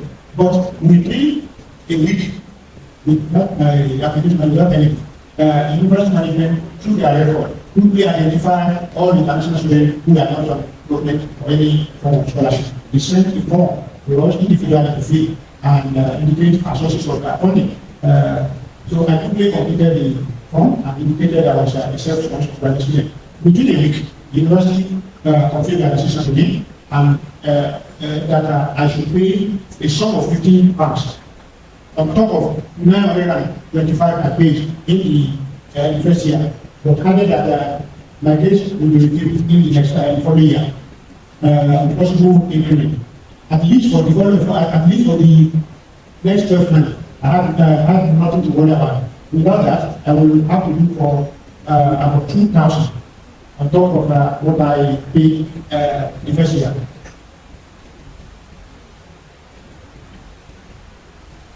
As an international student, I gave Allah his way of supporting me. At the end of the first year, I came to Nigeria briefly. While I was in Nigeria, I gathered that the state government was planning scholarship to those who want to study abroad. And I gave the admission there on the issue of passport. I tried to apply and I secure a copy of the application for the before the next school fees were due. The scholarship was granted at least for paper, and my name was communicated with the Nigeria Commission. Even though they did not pay or pay me until when ministry took over in 1984. Each time I needed to pay school fees, the High Commission would write the university to assure them that I was conducting a scholarship and that my bill would be settled as soon as they receive funds from the The only issue the High Commission did not was accommodation. But my supervisor wrote to the university, not worrying about the payment until fund was available. For more than 2 years, the university was paying my rent on my behalf of the landlord because I was living in private house. The arrangement there is that If you have a house to rent with a student, you take it to a university accommodation office. So they are going to negotiate with you what the charge and what the charge. So the university was paid on my behalf of the grant that I funded no more. So for about 2 years, the university was paid on my behalf. And that is very one of the very important achievements. I was always completing my work when the military people are from Sharia position. One of the major things we did was the use of the fund to pay government sponsors to the university. I was there about a month after my PhD and all my outstanding data were settled. I did my paper on the 4th of July at the University, July 1984, and got to Nigeria on the 15th of September this year. That marked the end of show of business. Work experience. Shortly after my PhD defense, I responded to an application part from the University of Wales. I waited for some time for the response. When I felt that I could not continue to remain idle abroad, I decided to come to Nigeria. At the time, NYC has not introduced the issue of age restriction, so I decided to make myself available. Here in Nigeria, I met Madam Isaac, in how to professor. He told me that he was as a starting department of law and that the department will be upgraded to faculty status. He advised me to request NYC office to put me to law, and I took surprise. NYC accepted my request and posted me to law. Unfortunately, the faculty of social science, under which the department of law was operating at that time, did not accept me, and they did not have official for standing law, and they had no plan to work. After 2 months of uncertainty, I decided to shift to learning. Within those 2 months, I discovered that the judge was already looking for me. A letter was written to my Edinburgh office, and another one to my home office, that encouraged me to seek learning.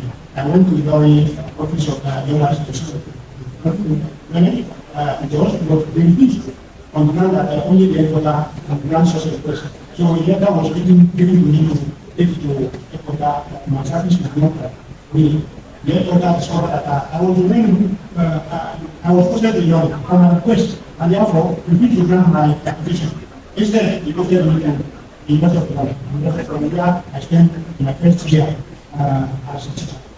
While waiting to complete my remaining tenure of service, I contacted immediately of my ability to my service to George. They assured me that I should come to George on completion of my KYC year. Immediately I was discharged, I decided to go to George. I took Prof from London, and as we were approaching the building, the passenger vehicle I was in had very serious accident. I was among the people who had minor injury. After receiving treatment in the Cardinal Hospital, I continued my journey to the George. Despite the physical evidence of accident to me, I arrived in George in the middle of the night. The following morning was Friday, and the interview was conducted for me on Saturday afternoon, and one other person on Saturday. The following morning, a letter of appointment was issued to me, and I assumed duty.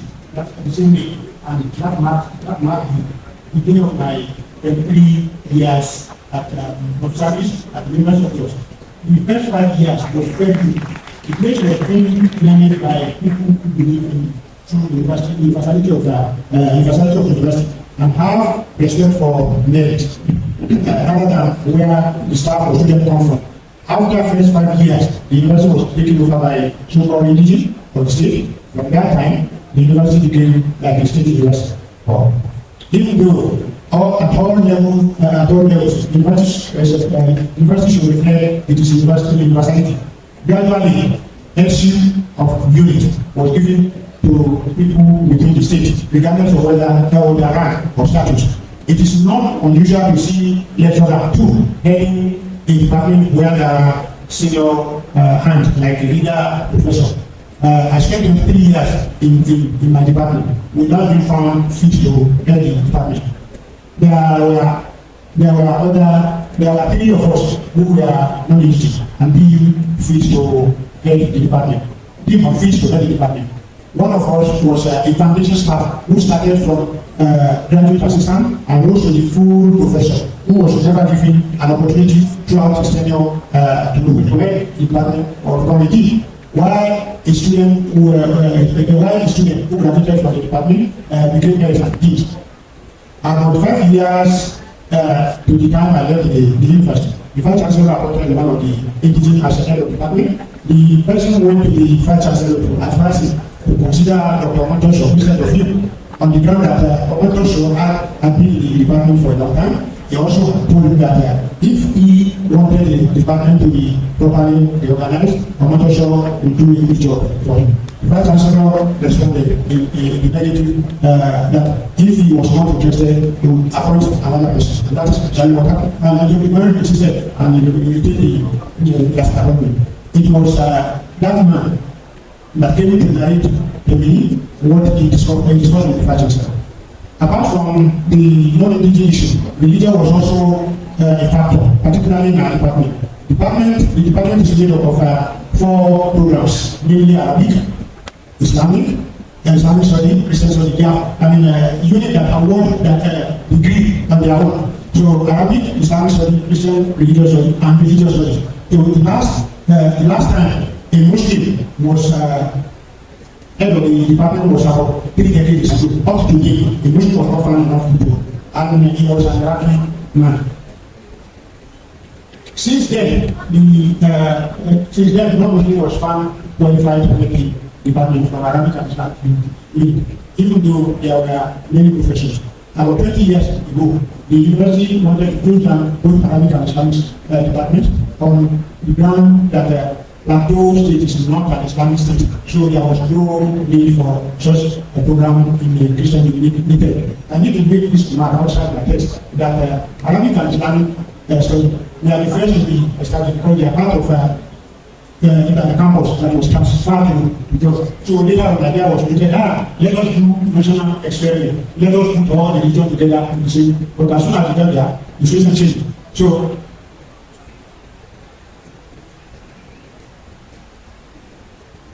for a long time, the unit were starved of their staff and students, even though applications for Arabic and Islamic studies always high. Demand for the 2 programs was very high, while demand for the 2 other programs was always low. The authority would always insist that the same number of admission slots must be given to the 4 programs, even though the other 2 units will still struggle to get that. So, National State University. The university was established in 2003. In 2004, I was invited by the pioneer registrar of the university, to come on sabbatical. Immediately I assumed duty. I was appointed head of the department of religious studies, made up of 2 units, namely religious studies and Islamic studies. Although the sabbatical lasted for only 1 year, my relationship with the university continued to today. The university wanted me to stay on, transfer my record of service to them, but the idea did not appeal to me. Instead, I promised them that I will facilitate support of other scholars who will come and support the department until the department is able to stand on its own. So the immediate thing I did was to ask one of my colleagues, I won't mention his name, to come for South Africa, and automatically deliver. And every time, before one of them leave, another one will come before one of them, particularly from NASU. The remaining staff of NASU academics will pick their sabbatical, and by that, you are able to train a lot of students for him. I also accepted position of history lecturer, which I maintained until 2022. I was able to supervise 5 PhD students. Unlike the University of Jos, the university started well and still reflect the universality of the institution. Making their partner principle, regardless of where they come from. Their academic staff come from every part of Nigeria. Appointment to managerial positions is based on competence. This has impacted positively on the institution. And today, the university is ranked among the best, particularly at the state level. The University of Ghana. As earlier mentioned, when I came back from Edinburgh, I was advised to join the University of Ghana. It was on that advice that I requested MRC to push me to Ghana, but the idea did not work at that time. But the issue did not die. Thanks to those who always want the best for me. May Allah continue to love them when the Faculty of Law was established, after the first successful attempt, I was invited to submit my application. But I could not, because I was afraid that if I leave just, it may have serious negative impact on Islamic study program, given the attitude of the rest of us, students management to Arabic and Islamic studies. So I stayed on until 2004 and 2007 when another flight was for employment was made and my attention was drawn to it. This time around, I felt it would be irresponsible of me not to apply. About a year and a half before that time, Professor about a year and a half before sorry, Professor Amani time, I decided to apply for sabbatical and addressed the application to the Vice Chancellor with the hope that he will sympathize with me. Sympathize with my application, which he did, but I didn't hear any response. 6 months later, I came to London and met the Vice Chancellor. I told him that I applied for sabbatical and my application was addressed to him. He told me that he saw the application and he needed for action. But the person who was to take action on it believed that it was not sabbatical I needed, but homecoming. And then he advised me to see the person who recommended transfer of service to the University of Maryland instead of applying for sabbatical. I'm grateful, I'm very grateful to the person. I responded to the advice of 2007 and was interviewed in December of the same year. On the 1st of October 2008, I assumed duty at the Better by far University of Ilorin. That marked the beginning of my 14 years in the service of the university.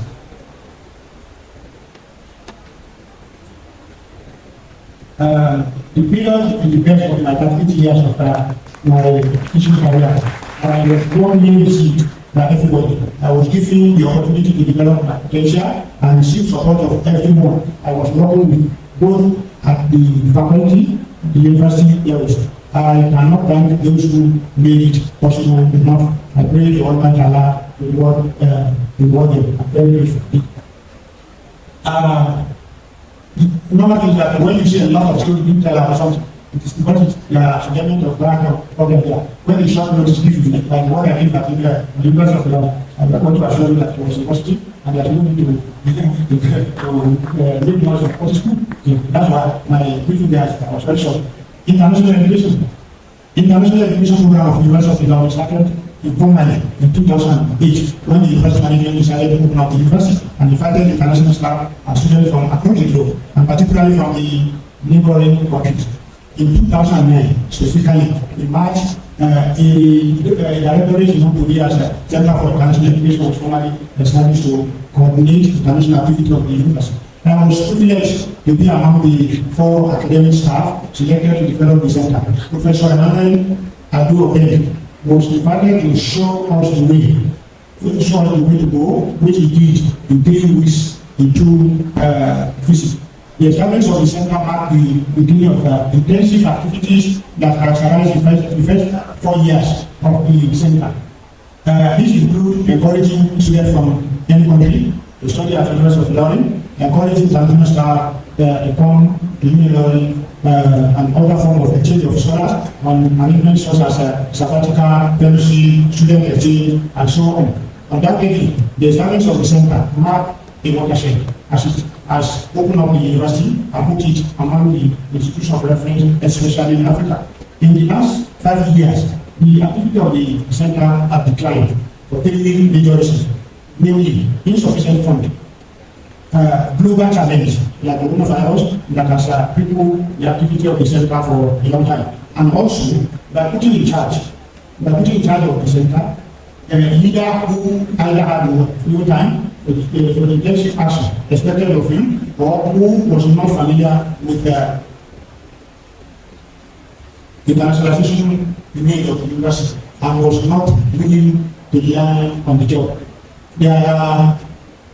These are challenges affecting the program of the center. I'm happy that the current management is addressing some of the challenges in order to revive the center. Each time I was asked to comment on the activity of the center, I have always emphasized the importance of the center and the need to put someone familiar with the area in charge. Someone who is sensitive to the international activities and ready to sacrifice time and energy to pursue the objective for which the center was established. Internationalization or international education is a capital-intensive program. It requires a lot of fund, more than what every university can afford with their limited resources. Even in the so-called advanced countries, internationalization is seen as one of basic things in order to ensure that their institutional universality is expected of it. They depend on external funds to meet their need. During the Umara retreat in 2014, I suggested that the leaders of the university in Nigeria, especially the Association of Friars and Sellers, need to organize a summit with the owners of indigenous knowledge. The objective of the summit is to educate them about the need to establish legacy for themselves by establishing special foundation for various aspects of education. In America, Europe, and other places, we have of many foundation agencies like Ford Foundation, MacArthur, Carnegie, and others too, which we have been seeking funding for our international activities, such as exchange of scholars and students. This can be done by our rich people in order to immortalize their name for the good of humanity, especially the area of education. Our rich people are too busy to appreciate this. It is our duty in higher education through our leaders to educate the pioneers of the need to do for themselves something that will outlive them. I thank the university for giving me the opportunity to serve in the Center for International Education and other sectors where I was given the opportunity to make my modest contribution. So, messages. There is no conclusion in this letter. Rather, it is a message to only be concerned. The first message goes to millions of young people who may be going through similar experience like mine. Please remain focused, perseverance, and consistent. You are going to succeed by the grace of Allah. Throughout my period in Ibadan, it never occurred to me for a second that I should drop my intention to pursue my desire to acquire Islamic education. In fact, I did not know that I was suffering. It was after exiting the stage that I realized that I've passed through a difficult period. To the Department of Islamic Law and Faculty of Law, I'm appealing to you to continue to blend your academic staff with those who graduated from Nigeria and foreign graduates, particularly those who graduated in the Arabian country. The two complement each other. The idea that unless you attended law school before teaching law is purely African. It is purely African idea. It is not. If it is not Nigerian, teaching of law with the right qualification is one thing, and practicing of the law is another thing. You can teach law without going to law school, but you cannot go to court without going to law school, and that is what is obtaining in the West, where we borrow many of the idea we are using today. I'm not saying I want to be understood. I'm not saying that those who come from Arabian country or whatever should not go to law school, but if it is difficult for somebody to go there, that's not prevent from teaching the law. So in the university, the area of specialization, we are not going to teach any undergraduate to go to law school if you are not competent to do it. To the University of Ibadan, you are better by far, and you have shown the way to go to other institutions if you want to have what you need in university. Please continue the good work you are doing. Sacrifice is not only for international education. It will keep people on top locally and internationally. Any university that has reduced its staff and student intake to where the university is located has lost the meaning of the university. Appreciation. First and foremost, I want to thank Alumnus for creating me in the first place. guiding me to this new course and for equipping me with zeal and determination that has helped me pursue my objective without any moment of thinking. I also thank you for putting at every difficult junction of my journey who is waiting to assist me. Oh Allah, I'm very grateful to you. I want to thank my parents, especially my mother, whom I grew up to recognize. She was a caring, loving, compassionate woman who gave me the best a mother can give a child. The other ability to my journey and the Lord. I want to thank the people. I want to thank two members to catalog here. Without support, I will not be here today to celebrate the end of this journey. I thank Alhaji Mutara Abdulsalam, who offered me the tuition-free scholarship and accommodation throughout my study at the University of Mathematics Institute of Nigeria. He also facilitated my scholarship to Saudi Arabia. I pray to Almighty Allah to grant you and Jannah to the Firdaus. May He continue to look after the family we left behind. I thank all my teachers at Arabic Institute of Nigeria and Islamic University of Medina. Most especially, Alhaji Abdulrafi and Mustafa, who gave me the those who helped me to secure Nigerian passport. I am indebted to Alhaji Abibi Itani and Alhaji Abdulrahim and you and Mundi for fatherly support. I'm very grateful to them. May Allah reward them with a journey to freedom. That is only what I can ask for them now. If the initial wishes of Professor Sakudori Khan was realized, I don't think I will have any reason to go just much less going there. But he persisted in his various wishes for me until Allah accepted his prayer for me. I hold the opportunity given to me to work at the University of Guatemala and Professor Lee. Apart from securing job for me and my wife, he also created so many opportunities for me to develop my time. He handles any problem I take to him as his own personal problem. Sir, I'm very grateful to you. Sir, it is my daily prayer that Allah continue to bless you, grant you more knowledge, wisdom, good health, and all what you need to continue to serve Islam and humanity. May He fulfill for you your dreams for your offspring. My special appreciation goes to the Faculty of Law, University of Islamic, the staff and students, for the call of joint to me and trust imposed in me throughout my tenure in the faculty. I'm very grateful. I am particularly grateful to the current Vice Chancellor for his numerous support for me while I was in office. While I was in the faculty, I am very grateful. May Allah continue to bless you and crown your tenure with success. To my friend who have become my family, some of whom we grew up in Mafalani from near Ghana more than 60 years ago. I appreciate you all. Without you, I cannot be here today.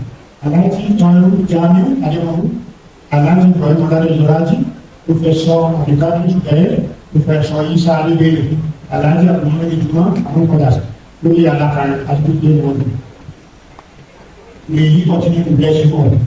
Alhaji Abdulrafi Ademamu and Alhaji Dr.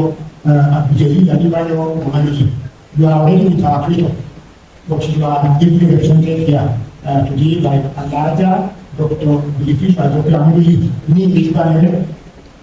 Ajia, thank you very much for them, and Farhan Yusuf, respectively. Farhan, are you behind your effort for recognition? May He continue to bless the family you left behind. I want to thank my dear wives, children and grandchildren who gave me love, food, energy, and condition the family that has supported me throughout my working career. I cannot stop loving you. May Allah continue to bless you. Finally, I want to thank the faculty of law.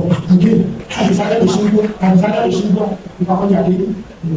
I want to thank the faculty of law and the Department of Islamic Law for finding me worthy of this special occasion. I will forever be grateful to you. May Allah continue to bless the faculty for those who work there.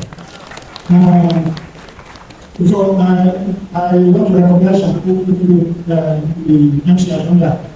Professor Abdulrafi, Yusuf from the University of Abuja, I thank you for coming. Professor Rafi, Ibrahim, Adibayo, Nobu of Federal Community, I thank you.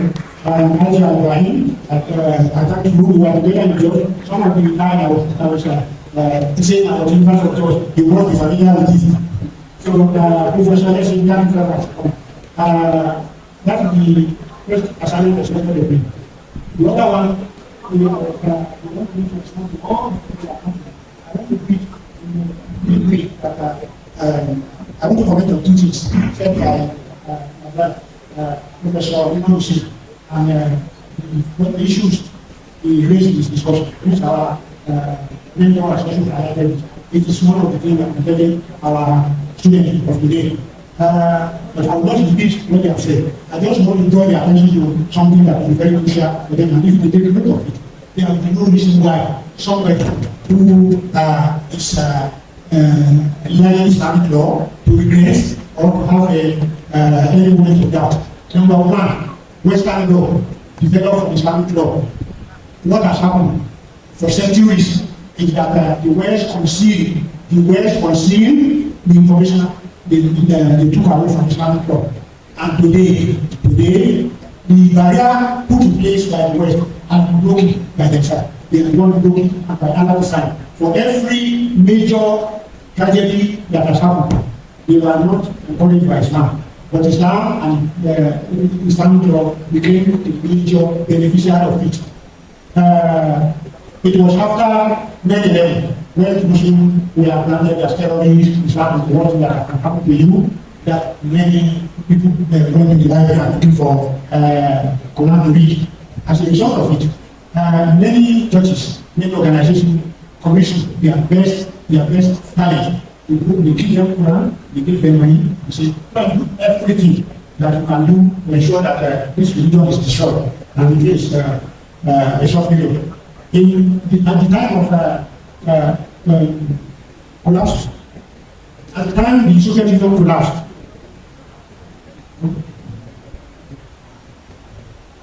at the time of the collapse of Soviet Union, the Secretary General of NATO was killed publicly to declare that we have succeeded in defeating communism. The priority before us now is Islam. The man was devoted to Islam. Not because of what he said, but because of Allah's design. Today, the 9/11, after 9/11, most of the scholars commissioned to go and read the Quran and discover Islam, and destroy Islam, ended up becoming Muslim. And in recent time, many Western people have embraced Islam. The same they are singing every day. They have so many catalogs, they have so many clips where those who converted or reverted are saying that I thank God, Quran has liberated me, Islamic law has liberated me. All the rights we have been told that does not exist in Islam, I found them in Islam. Sharia, actually made me a human being. That is what many of them be. Some of those are close to me that know that I am interested in the development of the Christian. There was a professor, Gary Lee, he was a professor of church history. After the 9/11, like academia used to do in campus, they meet 2 or 3 discussing issues, current issues. Nobody challenging her. Are you not a scholar of religion? What is your opinion about Islam? I'm sorry, I don't know anything. I don't know anything you say. So the man took it as a challenge. The man took it as a challenge and went to conduct a research that lasted for many years. By the time he came back, instead of condemning Islam, he was also promoting Islam. And so many things like that are happening today. When I was in UK, there were 3 mosques in almost UK. 2 are in London. One is in Birmingham, Manchester. There was no standard mosque in the whole of Scotland. So today, more than 500 mosques are there in UK. In London alone, there are more than 20 Sharia courts approved by the government. And have you ever heard noise of agitation that they want to Islamize UK? No, there's no basis as a right. So this should give you confidence in what you are doing. So I said it earlier that Islamic Western law has its origin in Islamic law. I'm not the one who said it. It is the West itself that has said it. The scholars have said it. If I did my record, I can come out with a book written at the University of California, in which a scholar said that jury system being operated in America was originated from Mennonite law. There is another book written by a Muslim saying that French law was also originated from Islamic law. When we say that, I don't want you to misunderstand me. It's not that I'm doing Sharia the way we are doing it, but legal system, method we are doing, the way we are handling the issue, you are borrowed from the Islamic civilization, Islamic law. So one of my colleagues here, Professor Abdulrafi, was also sent a clip to me in which they said that many of the Western law originated from Islamic law, particularly of the origin. Where was the West at that time? They were not in existence, and if they were, they are in that place. So they borrow so much from Islamic law. So if you belong to Islamic, so those who are not those who are suffering from, very sorry to say, from inferiority complex, by seeing themselves missing their way to Islamic law, they actually have problem. It was said huge lot of brainwashing of the West, made Muslims to feel inferior in their religion, and that is trans. And many Muslims fell victim of that. They don't want to be recognized as Muslim. They want to be dressed as a Muslim, so that people will not call them fanatics. So please, to get out of that problem, what you need to do, read your Quran very well. Read your Quran very well. That is the number one source of Islamic law. Quran teaches you not only to know the law, but makes you to be self-confident, to be self-assured, and to be liberated from anybody that they worship. So please read book and read more than the lecture note.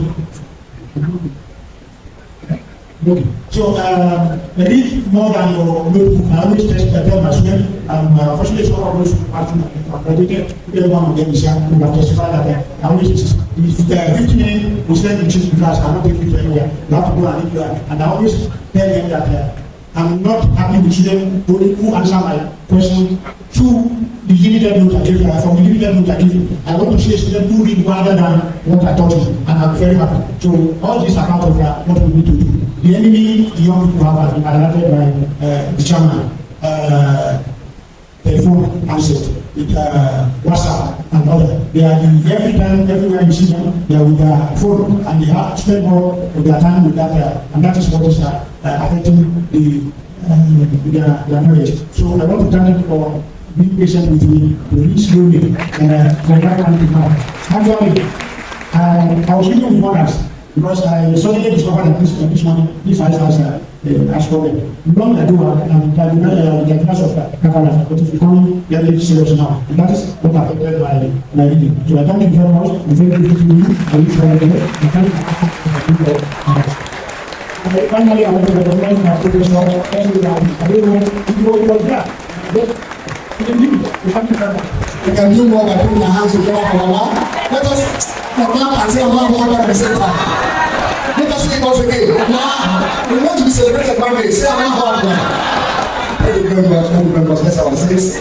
That was a wealthy experience shared by our brother. He would be about to be talking to you every time. There will never be a waste in whatever he says. Alhamdulillah. Thank you very much. Gentlemen and ladies, if there is anyone who has suffered in life more than the honor of this act,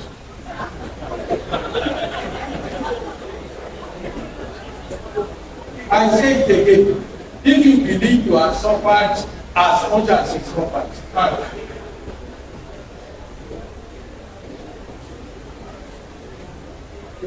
none of you. Therefore, you need to realize that you have no problem when you think you have problem. Those who have problems don't even know that they have problems. And that's therefore what he said. That when he was going through it, he didn't know that he had problem at all. More often than not, those of you who have no problem, you create some for yourself. You look for problems, what will later become problems. But those who have problems, they go about how to solve the problem without even knowing that they have problems. I enjoyed every bit of the reading. I enjoyed it, and for two reasons. One of the reasons is that I appreciate Professor Omotosho more today, because I've heard this story that he has said from another perspective. I've heard it from those who are in position to help, who later regretted that they did not help, who narrated this same story, but with heavy regret, more regret than bitterness that he ever expressed. Even when he was narrating the story, he was narrating it with a view to making others learn from it. But when I heard it from the other perspective, and that was why I was enjoying it, because I did not hear it from, I heard it from those who felt they were unfair to me, and they were saying it with regret, and even exaggerating some things they thought they did wrong, which apparently they did not even realize that it was giving it a more positive interpretation. So, gentlemen and ladies, yes, we allow Professor Omotosho. I said to you, one is that. The second one is that he must have made up his mind that want to celebrate me today. I have something to give you. That is to share my experience in life with you. I didn't want to stand between anybody who is reflective enough to gain from his narration of his experience, to use that opportunity. That's why to me, I don't feel that you have experience until 7 p.m. So, I want to thank you for sharing your experience with us. And anybody can think, anybody can reflect. Everything bad to you is done by God. It's only good thing that you do yourself. If something bad happens to you, say from Allah, you know the lie, anything bad, somebody dies, you know the lie, you lost your promotion, you know the lie, you have no child, you know the lie. All bad things to you is done by Allah, not by you. But when you get anything good by you and not by Allah, that's why you can say, I passed my examination, I passed my promotion. I have a child. I have my dog, my friend, my son was able to secure his scholarship. All good things are done by you, but you ascribe only the evil to God, even when some of the evil came directly from your misdeeds. Gentlemen and ladies, I think we have learned here today that God has been kind to many of us for people to do their best. The experience that you have shown us today, and also clearly convince anybody can think that Wallahu ghalibun ala amri walakin akthara nasi la ya'lamun. God's wish will end up in love. God's desire will prevail even when most of you do not know. Whatever God has decided to be will be the decision. And that's what you can see in the life of Professor Omotosho. And in the life of so many of us. Many. We have different, I didn't suffer as much as he suffered, but as he lost his father, I lost my mother almost at the same age. And many people will think if you lose your mother, you have lost everything, you don't become anything. I lost my mother just as the same age that he lost his father. And then that did not stop me from becoming. So that you have your mother and your father, what value or what advantage, what have you ascribed to that? You must stand up. Rather than thanking God, you think they are not doing enough because they are not billionaires, they are not this and so on. Yet they keep in this world that you suffer less than Professor Omotosho and suffer. We will thank Almighty Allah for the blessings. Alhamdulillah. I want to thank you and I hand over back to you. Thank you very much. We are very grateful, Mr. Chairman. Let's put our hands together for everyone's day. What I'm so captivated by, like I was listening attentively. I even had it very difficult to go to the restroom because I didn't want to lose any sentence. Why that was going on? Professor Yusuf Olabani, Professor of Practice, left, and when he was leaving, he asked me to announce the donation of 1 million. So when he said it and it was reading, I had sent the not as rich as Yusuf Olalala, and therefore to expect me to have 1 million $1. So as I was thinking that how will I get money to match it, Dr. Woman was saying, who is sitting back to my right, says, I want 1 million.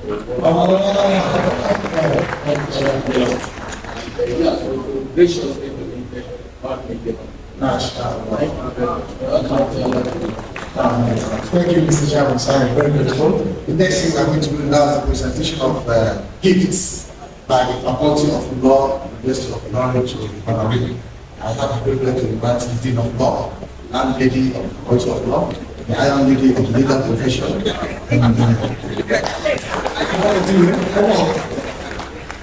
Thank you very much. I invite the heads of the departments of various departments in the Faculty of Law, Business Law, we have the head of departments here, Islamic Law, HOD Islamic Law, HOD Business Law, HOD Jurisprudence and International Law, HOD Public Law, HOD Private and Property Law, and then the chairperson, welfare committee of the faculty for the presentation of the case to Ms. Omotosho.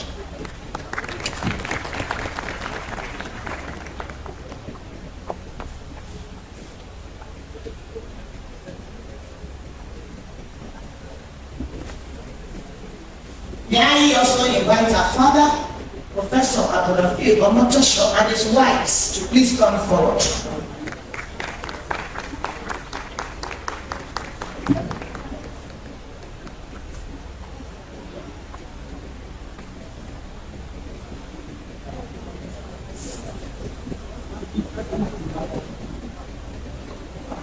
On behalf of the entire members of staff and students of the Faculty of Law, of which the Vice Chancellor is also a member, I wish to present this token to Professor Omotosho for your immeasurable value and contribution to the growth of law in Faculty of Law and elsewhere.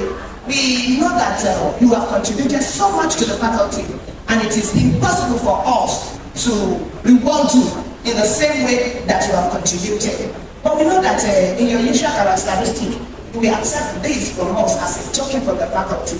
You have been a member of the Faculty of Law, you know our pocket, and I'm sure the former Vice Chancellor of the University of Ilorin and the current BBC NSC, they know our pocket, especially Faculty of Law, who would have loved to do more. But for the current situation, the economic situation in the country, we do not want to spend beyond our means, and at the same time, we don't want EFCC to begin to look for the Dean of Law and the Vice Chancellor. So it is in view of this that we know that we cannot value your contribution, but just accept this as a token from us. Thank you very much for all that you have done for us in the faculty, both for staff and students of the faculty, and we wish you a very successful and a peaceful return. Thank you very much, sir. I don't know if any of my member of the department would want to add anything to this. Thank you, the Iron Lady. That was. Can we have the entire family of Professor Omotosho to join up the children? Yes. I didn't hear please. Please come up. That was the presentation of the gift item from the Faculty of Law, the University of Ilorin, to our father, Professor Omotosho, for his fatherly contribution to the development of the faculty and the development of the and the entire family. While a photograph is ongoing for that, and calling on the and enjoying the HOD Islamic Law Department and elders of the department to be getting ready for their turn of presentation. Thank you very much for that. I think that is all. Okay. My father, Professor Omiliti, taught me this, that داوم على خير أخلاق valedictory. دنيا ودينا ترى خيرات ما فيها. لو كان يهدى إلى الإنسان قيمته لكان قيمتك الدنيا وما فيها. That is what we are doing here today. Nothing could be sufficient or adequate to appreciate Allah. Sunnah, فَلْيَسْتَ هَذَا فَلْيَعْمَلْ. We are all here, we the other ones are here to learn from what is happening today, whatever you do. The HOD Islamic non-government elders of the department, Professor Abdulrafi, please come forward. Our God, Professor Razak Abdulmajid, please come around. My humble brother and friend, Associate Professor Dr. Abdulrafi, please come around. Professor Dr. Igor Tadim, Dr. Abdulrahim, and well, my humble self, before the door of that invitation is closed, to join in presenting the token we have contributed from the department of our Baba. I will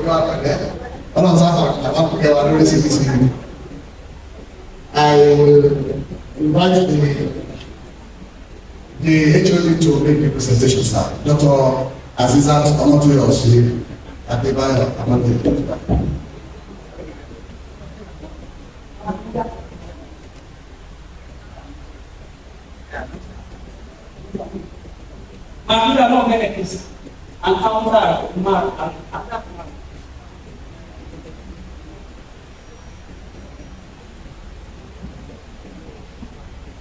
My full name is Azizat Amande Adebayo, not Adebayo Amande.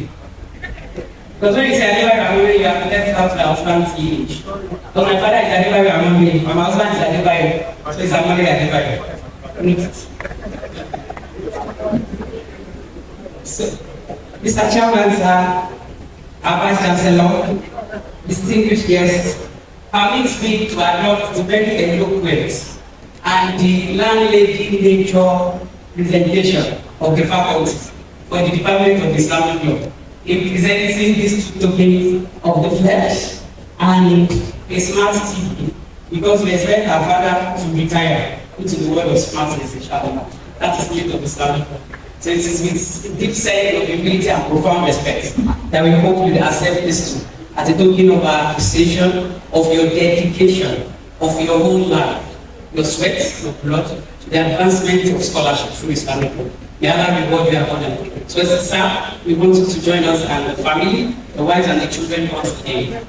A round of applause.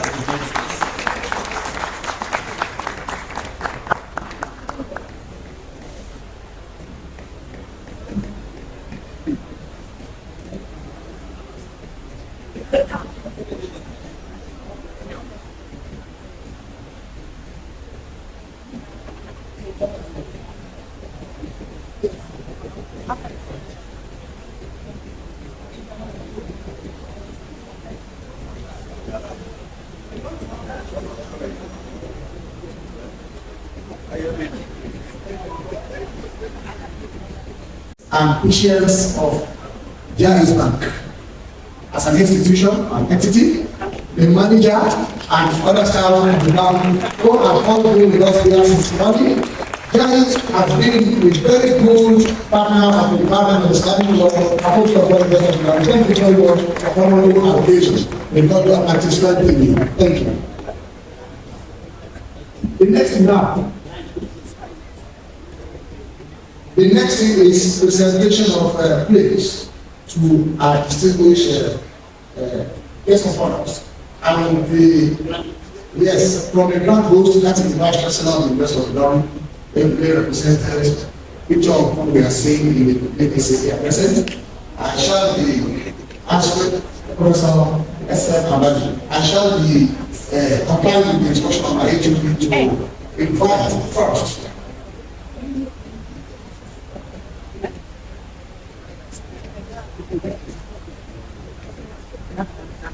We invite our father, the chairman of this occasion. Okay? Yes, the Vice Chancellor will do the presentation. Prof, sir, please, the Vice Chancellor, please come and present this plate to our father, Professor Oloide, on behalf of the Department of Islamic Law for his fatherly role played in the conduct and success of this program so far. It is a privilege for me to present this to our mentor, the architect of modern University of London, Professor Islamic, whose love for this university cannot be quantified. He's still one of us, he will continue to be one of us. And he has demonstrated this every time. His love for this university is second to none, and I can attest to that fact. So on behalf of the Vice Chancellor, we present this to you, sir.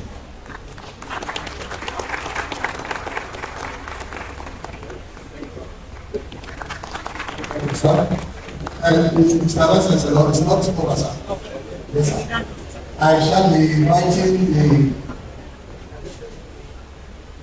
inviting our special guest of honor, Mr. Ahmed Raji SAN, ably represented by our partner here present, to come for the presentation of his play.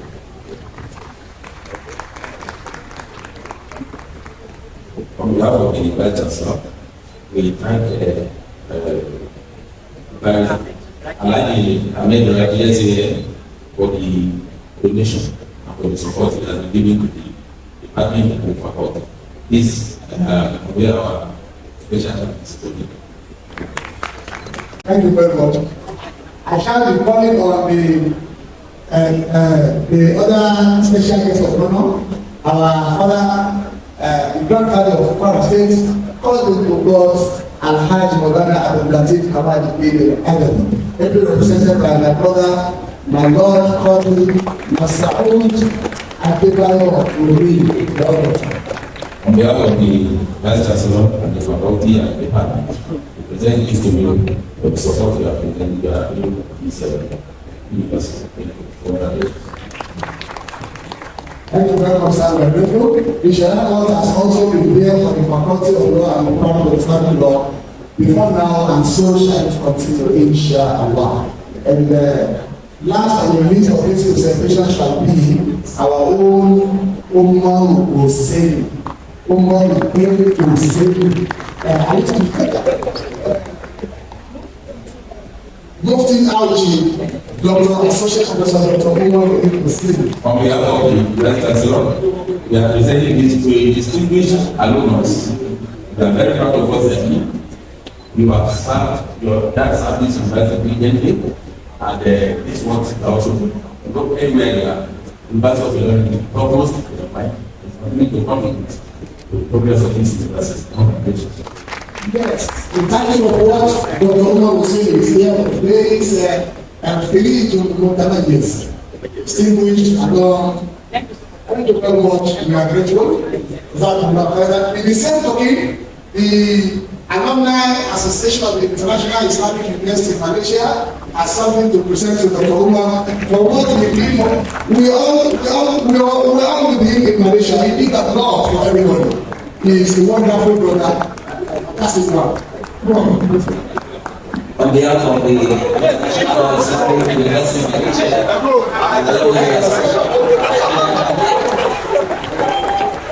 I would like to present this to Dr. Umar Hussein for his visionary leadership, for his steering contributions, as well as his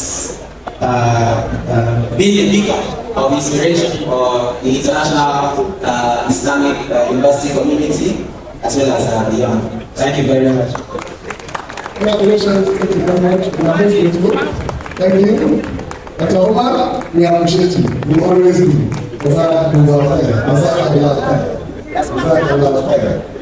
Honestly, we thank Allah for being part of this community. It's a wonderful family. Yes. Vote of thanks. We will have it in two places, from our students and from our staff. The NSS president and the members of the police come around. Come and say 1-2 words of appreciation. While they are coming up to do that, I want to thank you all once again, everybody that I come back that time. And those that didn't go out, please clap for yourself. May God honor you. That's my students I'm talking about. I'm appreciating you for your patience. Allah will take us as you. We will celebrate you one day like Dr. Umar was saying. Now, LSS president first. Few words. Thank you, sir. Someone comes to have that. Good afternoon, sir. All protocols are duly observed. I, Samir Please, am the president of the Prof Student Society, University of Islamic. Fellow students, I'd like to appreciate the honoree of today. He has been here for us as a lecturer, as a tutor, as a father figure, as a mentor, and we have before today celebrate his leader personality. And today we say we celebrate him, and forever we continue to celebrate him at every point in time. Also, I would like to appreciate our guest lecturer today, Professor Umar Hussein. We appreciate him for making himself available for us to learn from his vast knowledge and experiences, and to this usage of our character. Also, we appreciate the Mr. Chairman today, this very occasion, our own Professor Oluyede. We thank you for making yourself available despite your tight schedule and making it a lively forum for us to learn from your vast of knowledge as well. In first hand to that, we set up our Valedictory as well. To all our advisors, guests, and to my fellow students and other students from other universities, we thank you all for honoring our invitation and we set up our Valedictory. It's a very good experience having Baba here today. Thank you very much. Now, Vice President, a few words. On behalf of my fellow member sites, Vice State of the List of Law, I am Abdulrafi. I really appreciate you for coming. I appreciate the chairman of the occasion, Professor Saturday, the presence. I really appreciate the guest lecturer, Professor Umar Hussein. One thing that pleases me most from personality is the fact that I have played the part in which I get the parent. I'm listening to the country and the scholar and the person has been successful in the part of the school education and I wish to be able to of it. That's why I put it here and I can tell you about the leadership session. So I'm going to be able to I pray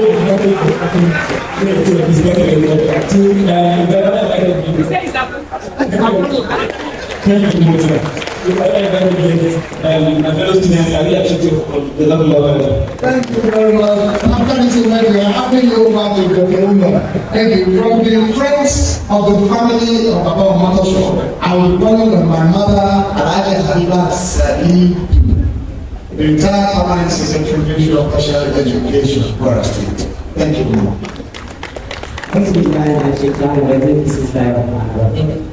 The chairman, all other protocols to be observed.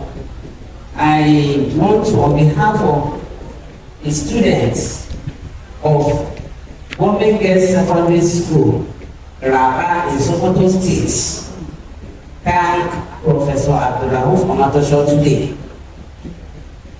To add to his story, Fatima Abdullahi, that is his first wife, was my classmate in Sokoto. And she happened to be the first person to marry out of all of us. And then when we saw the husband, he was looking very good. And we were just wondering, what is wrong with Fati? Is she not going back to school? Incidentally, Fati went through a lot growing up. Her story is almost like that of her husband. So I believe that God joined them to rise as a couple and become lessons learned. Prof, I want to thank you very much. Despite the fact that Fati was a secondary school student when you married her, she just finished. Today, Fati is a professional nurse. Thank you very much. Thank you. We appreciate it. And I have a message from our team on WhatsApp that I should say, Jazakallah Khairan, and to wish you happier, longer, healthier, wealthier, peaceful, and prospective life in the time. Thank you very much. I'm calling on Dr. Abdulrafi from the Department of Islamic Law to come and say thank you, a very big thank you to everybody when we get started in this class. It's permitting me to know that they don't discover that my father is not but you to be permitted to say thank you to everybody. We thank our father, thank you. Thank you for the contribution. We thank the speaker, guest speaker, Dr. Omar Hussein. I know this, even at the Malaysia. You don't know Dr. Omar Hussein when you go from Nigeria. You don't remember this at the Omar Hussein. You remember Nasiko Liaya, Nasikako, Nasidagel, but I mean Nasiko Rights, it's called the same Malaysia. Dr. Omar, thank you so much. We thank all our guests, our fathers, essay, Gabriel recited and the brother, thank you so much. Particularly, I thank the money of Tukibala, we miss you. Thank you, we thank God for your life. Inshallah, consulting you, thank you. I want to thank my agent specifically, Dr. Azizat. I don't want to do it. I'm not going to I thank you, man, for this opportunity, for appointing me to be a member of the committee. I thank you, man. I thank my chairman of the committee, no other person, Dr. Sakar, Dr. Chikoro. I thank you for being here, and I say, Thank you, Dr. Abdulrafi.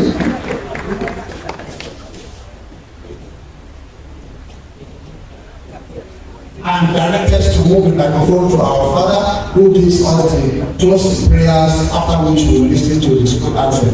Professor Isa Ake Bin. Please move the microphone to Baba. Closing prayers from Baba while he gives him more tasks of this lecture. I enjoy it.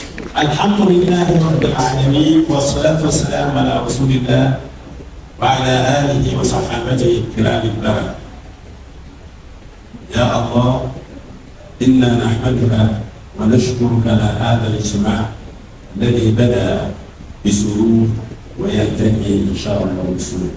ربنا آتنا في الدنيا حسنة وفي الآخرة حسنة وقنا عذاب النار. ربنا لا تزغ قلوبنا بعد إذ هديتنا وهب لنا من لدنك رحمة إنك أنت الوهاب. ربنا أفرغ علينا صبرا وثبت أقدامنا وانصرنا على القوم الكافرين. وآخر دعوانا أن الحمد لله رب العالمين. Also, the general public should respect the first inter-school scholars debates to be organized by the Department of Islamic Law, Faculty of the morning. We will make inshallah. Thank you once again. You are most welcome. We shall be seeing you some other time. Let's write for the other candidates.